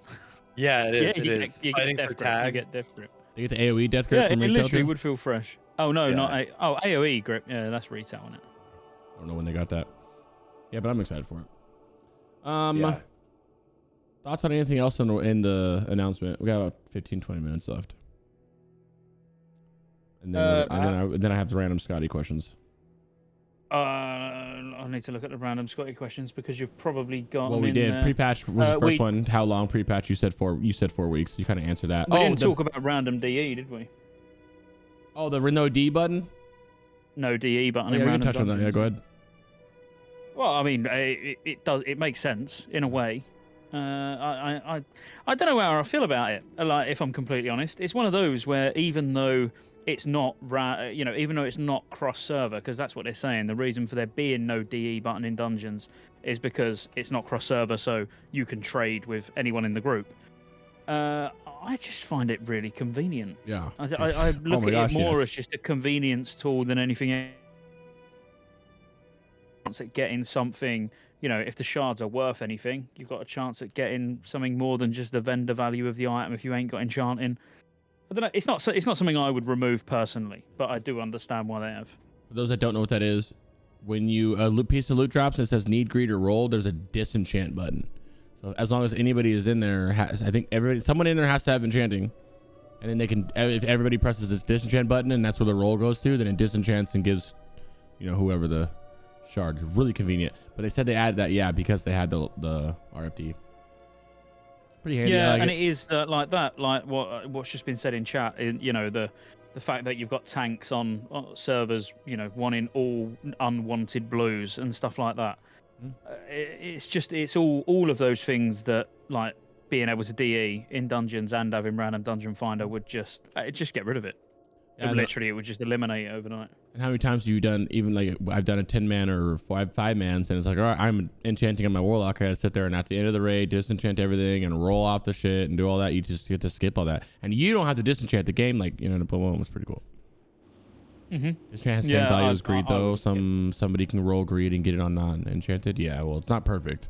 I'm just saying, if you don't have a good group that's not scandalous, it's gonna be nice to have a nice little DE button, Yeah, definitely convenient, because I mean, even on, like, I think every realm you just see healer or tank every time is like, I'm taking all random drops, taking all random blues, all unwanteds, and people are just so greedy these days with stuff like that.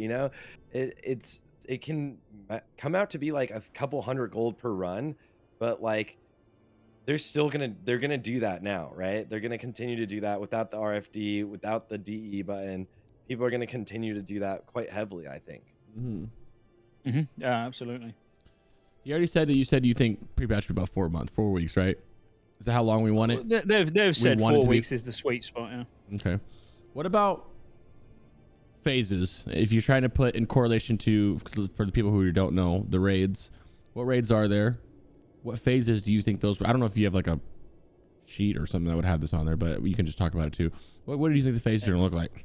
What's tier 7 look like? What's it going to? Well, you're gonna have to break it up into arena seasons. So there's gonna be 4 arena seasons. So you're gonna have arena season 1 run alongside. Probably be a short arena season 1, maybe 12, 13 weeks. 12, let's say 12 to 14 weeks, running alongside tier 7. So Nax, OS. Malagos and the first boss of Archivon Volks. Then season 2 would start with Ulduar, which will be a bit of a longer season. You're gonna have Ulduar, obviously 10, 25, and both have got hard modes. And then you're gonna have the extra boss again. But I don't need to keep saying that.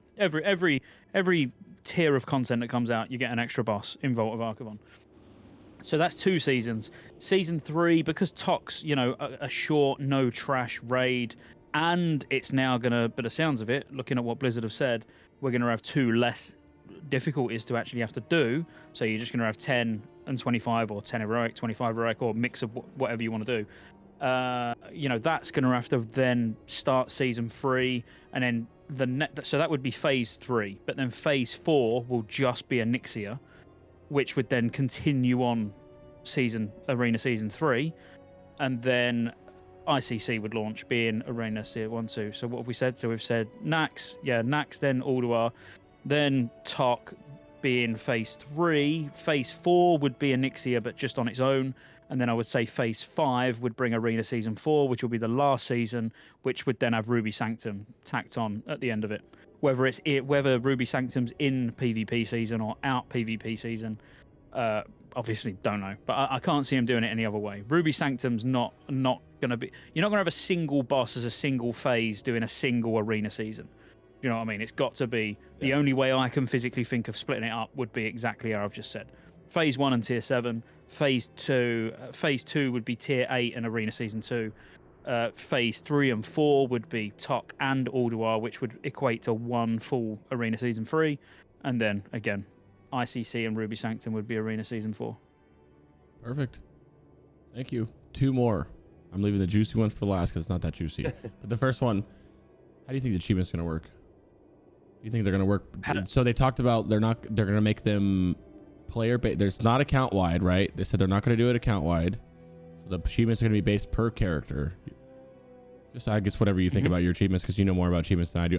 A lot of people are excited for achievements. I am ecstatic for achievements.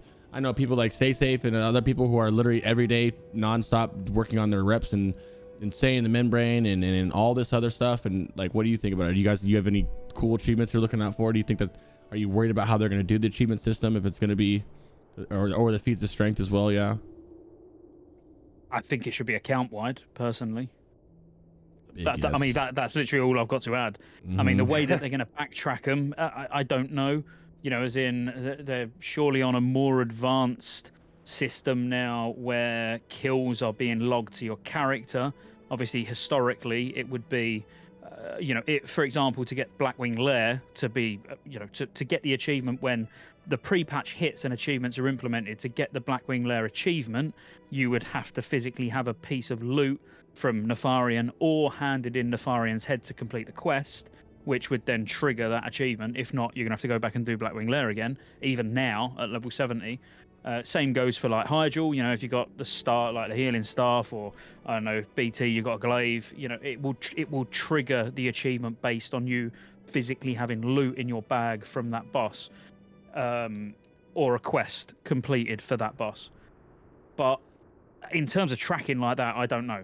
Maybe it is more advanced and the kills are actually being logged to your character in the background and we don't know about it. But I really, really don't like achievements being character only, and I don't like mounts being character only as well. I assume by achievements being character only, we're not going to get a cross account, mount tab. But in a very alt-centric classic that we live in, and like you said, Sarthe, you're going to want to level loads of alts in, tier 7, so like phase 1 of Wrath. If you get like Violet Proto Drake, or you get, I don't know, like the, Time Lost Proto Drake, which is a rare spawn, you get that on one character and then you can never use it on another. That sucks. You get a really good achievement like, I don't know, Undying or Immortal or Champion of Ulduar or something like that on one character, and you can never display it on an alt. I don't know. For me, I'd much prefer all of that to be account wide, but could be unpopular. Don't know. What about you, Sarthe? I think I'm in agreement. I like the idea of being able to like farm for like the achievements on multiple characters, or like that character you got this achievement on. But I also don't really see the point of that. Like, people are also going to ask for like you to link achievements whenever joining like pugs and stuff too. So then it's like, okay, one sec, let me log on to my main that's like cleared all of these hard modes or something, right? And then like, oh, here, let me log on my main and link you Yogg 0. All right, now let me log back over, just so you know. So they don't have an add-on to track it. Yeah. They have an add-on to track achievements. Yeah. Well, there's an add-on to fake achievements, so it don't really matter, does it? Oh my God. As in Is it really? You could. Yeah. You don't need to do any of this. You can literally, I could link Sarthe now that I've done, Lich King Heroic, and it will put a fake date on and everything, and it'll look to you like I've done it, and I'll get invited anyway. So none of that really matters, honestly. No. I wouldn't put it past the people who are genius enough to do the old log shit that they're doing. The script, they're like changing the wild. Yeah. They're doing it, bro. Dude.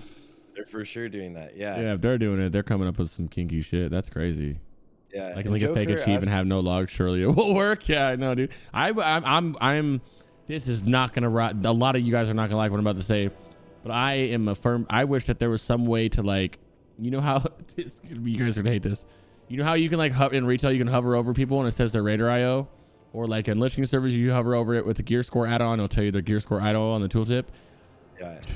I wish that you could do that and it would show you their average parse or something like that. And if you hold down shift, it would just list all the raids. It skips so much of the building of raids is me looking at logs, and it doesn't mean I'm taking everybody in 90. You guys see me run raids all the time. I take people with shitty parses, but it just lets me know that like, oh, I don't have to go pull up a alt tab or pull up another monitor and go look. I wish I had an add-on that would do that. For anybody listening who makes add-ons, you're welcome. I mean, that's good, but the only thing is, like if you're doing, like, let's talk about really face roll content like Nax. If I'm on my ult and my ult's not going to have any passes, it's not going to have anything, is it? I'm going to have to link you my main. Yeah. In which case, I could just link you my main's achievement that shows that I've killed it and when I killed it, or maybe link Undying. I don't get me wrong, I hate the whole link achievement for an invite, and I don't even like link Gearscore, because that like the Gearscore eye level is it doesn't mean anything, as in, like, my rogue on Syndragosa absolutely out pumps the vast majority of my other classes, but its Gearscore is one of the lowest because I'm using 2 blue level 80 daggers. I'm using a 200 eye level trinket, but they're amazing. So Gearscore, I've not been invited to Alduar on the rogue, but I've been invited on something else that's actually worse geared. It doesn't make sense. People, but you can't look blindly at Gearscore like that. That sucks. But Decky said it's a good example. Or even there, if you're wearing Warlocks War 2-piece T4 for 1,000 years, right? So we naturally had, Quags is a good example. Everybody's using Quagseye. Everybody's using Quagseye. We're down item level. That's just an example. So that's the same thing. But it still gives you a good general that these guys have gear. It lets me go, okay, Sarthe and Scottejaye both responded to this group. One has, 3,000 gear score. One has 2,000 gear score. I'm bringing a 3,000 gear score. That quick. I don't have to think about it. I don't have to look up anything. I don't have to look up achievements. I don't have to look at logs. I just already know right there I'm bringing him. That's why I like it. You know what I mean? Yeah, but then I think it always gets into, like, then it gates people from getting into raids and dungeons and stuff. That was, like, the one thing that's hard for people that play, like, by themselves for, like, in retail for Raider IO, especially for Mythic Plus. Like, if I'm doing a plus 15 and someone's IO is, like, giga low, like, I was not going to invite you. Like, I straight up, I'm not going to invite you. And it has, like, it's like a good thing and a bad thing. It doesn't matter, like, because generally seeing a higher score means, like, you can guarantee they know the polls, they know the routes, you can tell them the routes and share routes beforehand, you can guarantee people are ready to, like, pump. But also it can be super misleading. You could buy the boost for that, especially on Mythic Plus. There was, like, I've said it, I think I might have mentioned it last week, but, like, on the NA servers, there's a connection with the Brazilian realms, and there was, like, a realm like Asgalor or Asgalon or something. And I swear, every time these people would have the craziest IO. They would have the craziest IO, and you're inviting them for, like, a Mythic 22 or something, and every time they had no idea. It was, like, without fail, they had no idea. And, like, as you start getting towards those really, really high, like, you're pushing for, like, the highest scores on your server and stuff, you get a tendency to, like, recognize most of the other people, or you have, like, a squad you always run with, or you'll pull in, like, 1 or 2 DPS or something, right? But, like, you'll recognize, like, these patterns, and it was absolutely one of those patterns.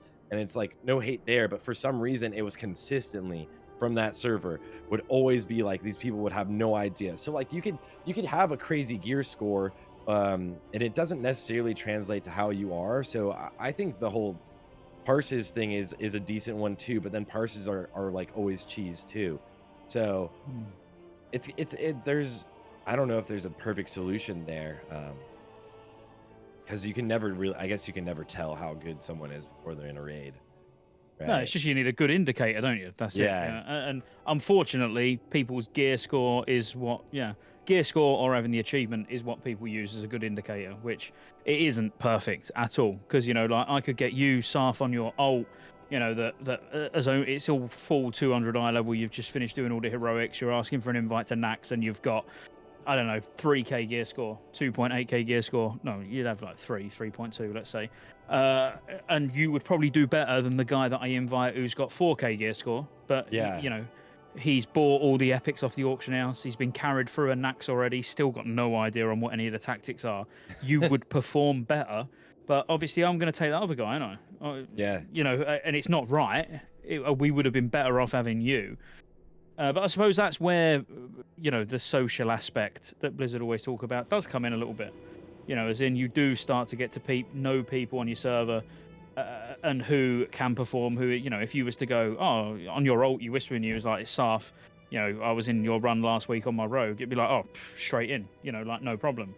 And that's why looking for raid is terrible, but actually random dungeon finder's fine. Yeah, they could also make it to where like with Raider IO, I know this is so hypothetical because I'm still talking about the add-on, but they make it so if you hover over Crix and you hold down shift, you see my alts and you'll see my main as well. They could also do that where it shows your main. Okay, this dude's garbage GS, but his main is whatever. No matter what, we're not going to be, I know Gearscore is cringe, we already know this, but we're not going to, telling you right now, there's no way around it. I don't level Gearscore. It's that's what Lich King is about, bro. That's what you're gonna see. All, hey, looking for more Ulduar, 3 point whatever GS plus. You're gonna see it everywhere in the whole world, and it's gonna suck. I know. And someone else made the point, Raider IO doesn't suck. It's the best when you have high Raider IO or whatever. It's gonna be the same thing. And then maybe that's why I don't mind it, because my characters usually are pretty geared, and or whatever the reason is. You get invited. Yeah, well, because you can do that. You can make sure that you get invited by making sure you get the right fucking gear. Don't do things where you're just going invite. Fucking say some shit. Invite full engineering sappers all consuming this heroic yada yada. Just go talk to them, and they'll more likely be all right. This dude's whatever. This dude's try harding. That's all you got to do. You got to want to go to these runs, and you'll get into them. I know it's limited on the people who. The big plus for us is I play this fucking game every goddamn day. This is the job now, right? It's 7 days or 6 days a week I'm doing it versus the people. Back when I had to work, I had to go roof. I didn't have that much time to play. Then yeah, my fucking Raider IO was real rough, or my gear score was lower, right? So I get that too, but just be ready for it. There's no avoiding it. Yeah, you guys just be ready for it. It's not just us making this shit up, being cringe. You guys will be having to deal with that. It's the way people play the game now, and I think it's for better or worse. I mean, I obviously like you, yeah, right? We play this game all the time, and we try hard all the time. So our gear scores are gonna be like giga high, and it's gonna be super easy to get into groups. So but like it's something that I think is like an interesting way that it definitely evolves moving into Wrath from like TBC of how you get invited to groups more so. Yeah, definitely. One more thing to wrap it up, both your guys' input. Someone mentioned if they're gonna do a fresh Wrath, and they said they're looking into it. What would you guys would you guys prefer a fresh Wrath or not? And would you play it? I'd go fresh, easy, done. Sarthe? Would you go fresh without a dungeon finder? No, it's it. Yep. Oh, okay. Yeah, I'd go fresh. Just get a fresh Wrath server. I would go fresh. All right, I don't know. I'm so attached to my characters and all my golds, all these GDKPs I've done, my Scallop lore, dude, and my Thunder Fury. Like, I guess so. I'd like for them to have a fresh realm, right? I'd like for there to be a fresh realm, and I'd like to play it. I'm gonna be giga pissed if they do, because all I wanted for TBC was a fucking fresh realm. And that was because I didn't play Classic, and I literally dinged 60 like in pre-patch for my first character. Like, and I wanted TBC fresh so bad. And now that I have a million characters, I still probably would play it, because I think it is better for the economy for the same reason that it was better. The same reasons why I wanted it for TBC is the reason I wanted it for Lich King, minus the fact that I have a million tunes now. So now I'm kind of like, oh, great. Gold. Now I got a bunch of tunes and gold, but yeah, I would forfeit that all for fresh. I've been leveling multiple characters, on multiple regions as well now. Farming gold, getting all professions set up. Like, literally, I'd still go fresh. Yeah. I'd leave it all. Just dropped. Forget about it. It never happened. Do you think, obviously it probably won't matter for Scottejayes as much as it starts here, but do you think that I'm going to answer yes to this as well. Do you think it's going to depend on, like, would you... Like, thinking of like what's more popular, like what are we gonna do, like the world race and stuff. Like, say they do a fresh, and we're all like, fuck yeah, fresh is dope. But then everyone's like, yeah, but we just, the hardcore community all of a sudden wants to go, yeah, but we don't want fresh. We're gonna go do, our characters, our Sunwell characters, and that's what the world race is gonna be. Then that's where it's gonna suck, because it's like, okay, but the hardcore community doesn't care about the fresh community. I'm stuck in between wanting to play fresh, but I love that hardcore community, and I love being able to raid at the hardcore level. So it's like, you know what I mean? That's kind of where I would be worried about, because I feel like the hardcore raiders are going to not want to do fresh because of that, because they're gold. Bro, guys, we're talking millions. I wish you guys I know some of you guys do know, but for those of you who don't know how much money you can make in GDKPs, it's actually fucking like illegal. It's crazy how much gold these people have. These people are sitting with hundreds and hundreds, 500,000 gold on it. Like it's actually crazy how much gold these people have. So they're not going to leave that gold for fresh. They can cash in to G2G and go fresh.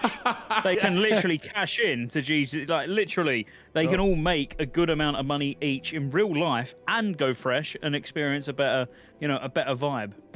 Perfect. Sign me up. It's crazy, bro. Eleni's asked an interesting question. Realm first achievements versus top 100 retail system. How does the retail system work? Wait, what happened? What was the question?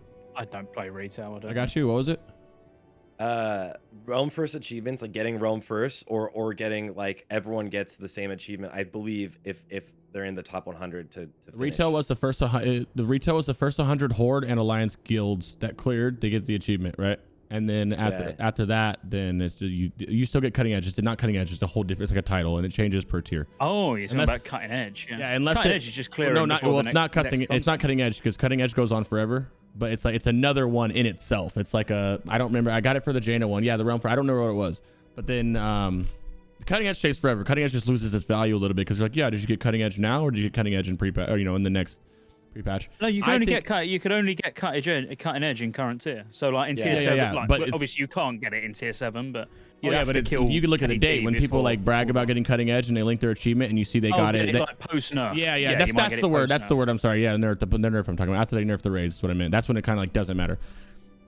The Hall of Fame. Yeah. That would be that's. I don't know, but that's rating and that's retail rating. Retail is a different. Retail rating is a different beast. Is next level, and classic rating is a cheese ball fuck fest in comparison to retail. Like you can't even compare the two, bro. Classic rating is a meme in comparison to retail rating. I don't care what anybody says. You will never change my mind on that. I think. It's going to be interesting though. Realm first KT, like in tier 7, it's going to be interesting because, like, you can't physically get in there till level 80. I reckon the first realm first Nax runs will be with 15 people, maybe even less. Where they're literally you're not going to have 20 unless you're a massive guild. But on your medium pop servers, I reckon realm first KTs are going to be super low. Like between 13 and 17 people, somewhere in that sort of region. I would have thought. Next super. Yeah, I mean, to be honest, I didn't play classic. I did Nax once, so I'm not. I mean, I've done Nax a lot in these servers now, but I haven't done the classic Nax that you guys did for 6 months, so I'm not tripping. At that, I say that's your guys' fault for playing classic. I don't know. That's your fault for having fun. It's your fault for having fun and playing the game. Well, I think that's it, gentlemen. A little chunky too. I feel like we could talk forever. And there's what's crazy is this wasn't even a reason I got Scottejaye on here. I got him for professions and going over raid tiers and all types of stuff. But then this announcement happened. I was like, dude, there's no better time. Literally not one other person in the world I'd rather have on here than Scotty. So we just did that. I love you, man. Yeah, because I like finding well, obviously we're gonna get to the gritty and we'll have episodes with just private server players on there, but I love having that mix of private server and you know what I mean? Boom. Yeah, Sarthe, really Sarthe is not okay. I'll say this just for people that don't know. Sarthe is not a guest. He is a co-host. Like we're both co-hosting this. The guest is the third person. I'm the third. I'm the middle wheeler. And I'm the third wheeler. Yeah, and whoever we go back and forth. We host it on my channel, then his channel, and it's live on the stream. I've seen Sarthe's comments. You guys are wild. Relax. Okay, relax, guys. And then I talk more because I am the talker here, obviously. And then when it's on Sarthe's channel, he talks more because that's who we form out the questions however we want to present it. You know what I mean? Yeah. Scotty is the host of two guests. Scotty is the host of the two. I read that. That made me laugh. Yeah, I mean, to my two guests, Crix and Sarthe, thank you for joining me. Thanks for joining me for today. It was quite fun. I fucking love you. Yeah, we're definitely gonna have Scotty on again because we didn't even talk about everything we wanted to talk about him on. But please, I'll shout him out now. If you have anything profession wise or anything, anything. If you ever want me back, like I love talking about anything WoW, and especially with you two boys. So yeah, I'll always come. There's a shout out there for him. Skid is everybody. This is a video that Countdown the Classic did. I think you should watch it. He did it. It's a short 34 minutes. It's timestamps. You can skim through. It's pretty good. Yeah, really glad to have you on today, Scotty. I was really looking forward to when Crix said he got you. I was like, yeah, this is gonna be a sick episode. So cheers, mate. No, it's been really good. Yeah, absolutely. And then we will see you guys next week for what I think we'll probably do a Sunwell, something about Sunwell. We probably should do a Sunwell episode before we do another Lich King episode. Yeah, so we'll probably do a Sunwell episode. Maybe get like, see if Jordy wants to come back, and maybe like someone else get a tank perspective from people who have done some. Me and Sarthe have not done most of PTR yet, so hopefully we can get in there before. We'll get Jordy and TSW. Yeah, something like that. Yeah. We'll get some big brains in here, some people who've done it too, so we can talk about some Sunwell. But yeah, till the next one, boys. Oh, cheers, guys.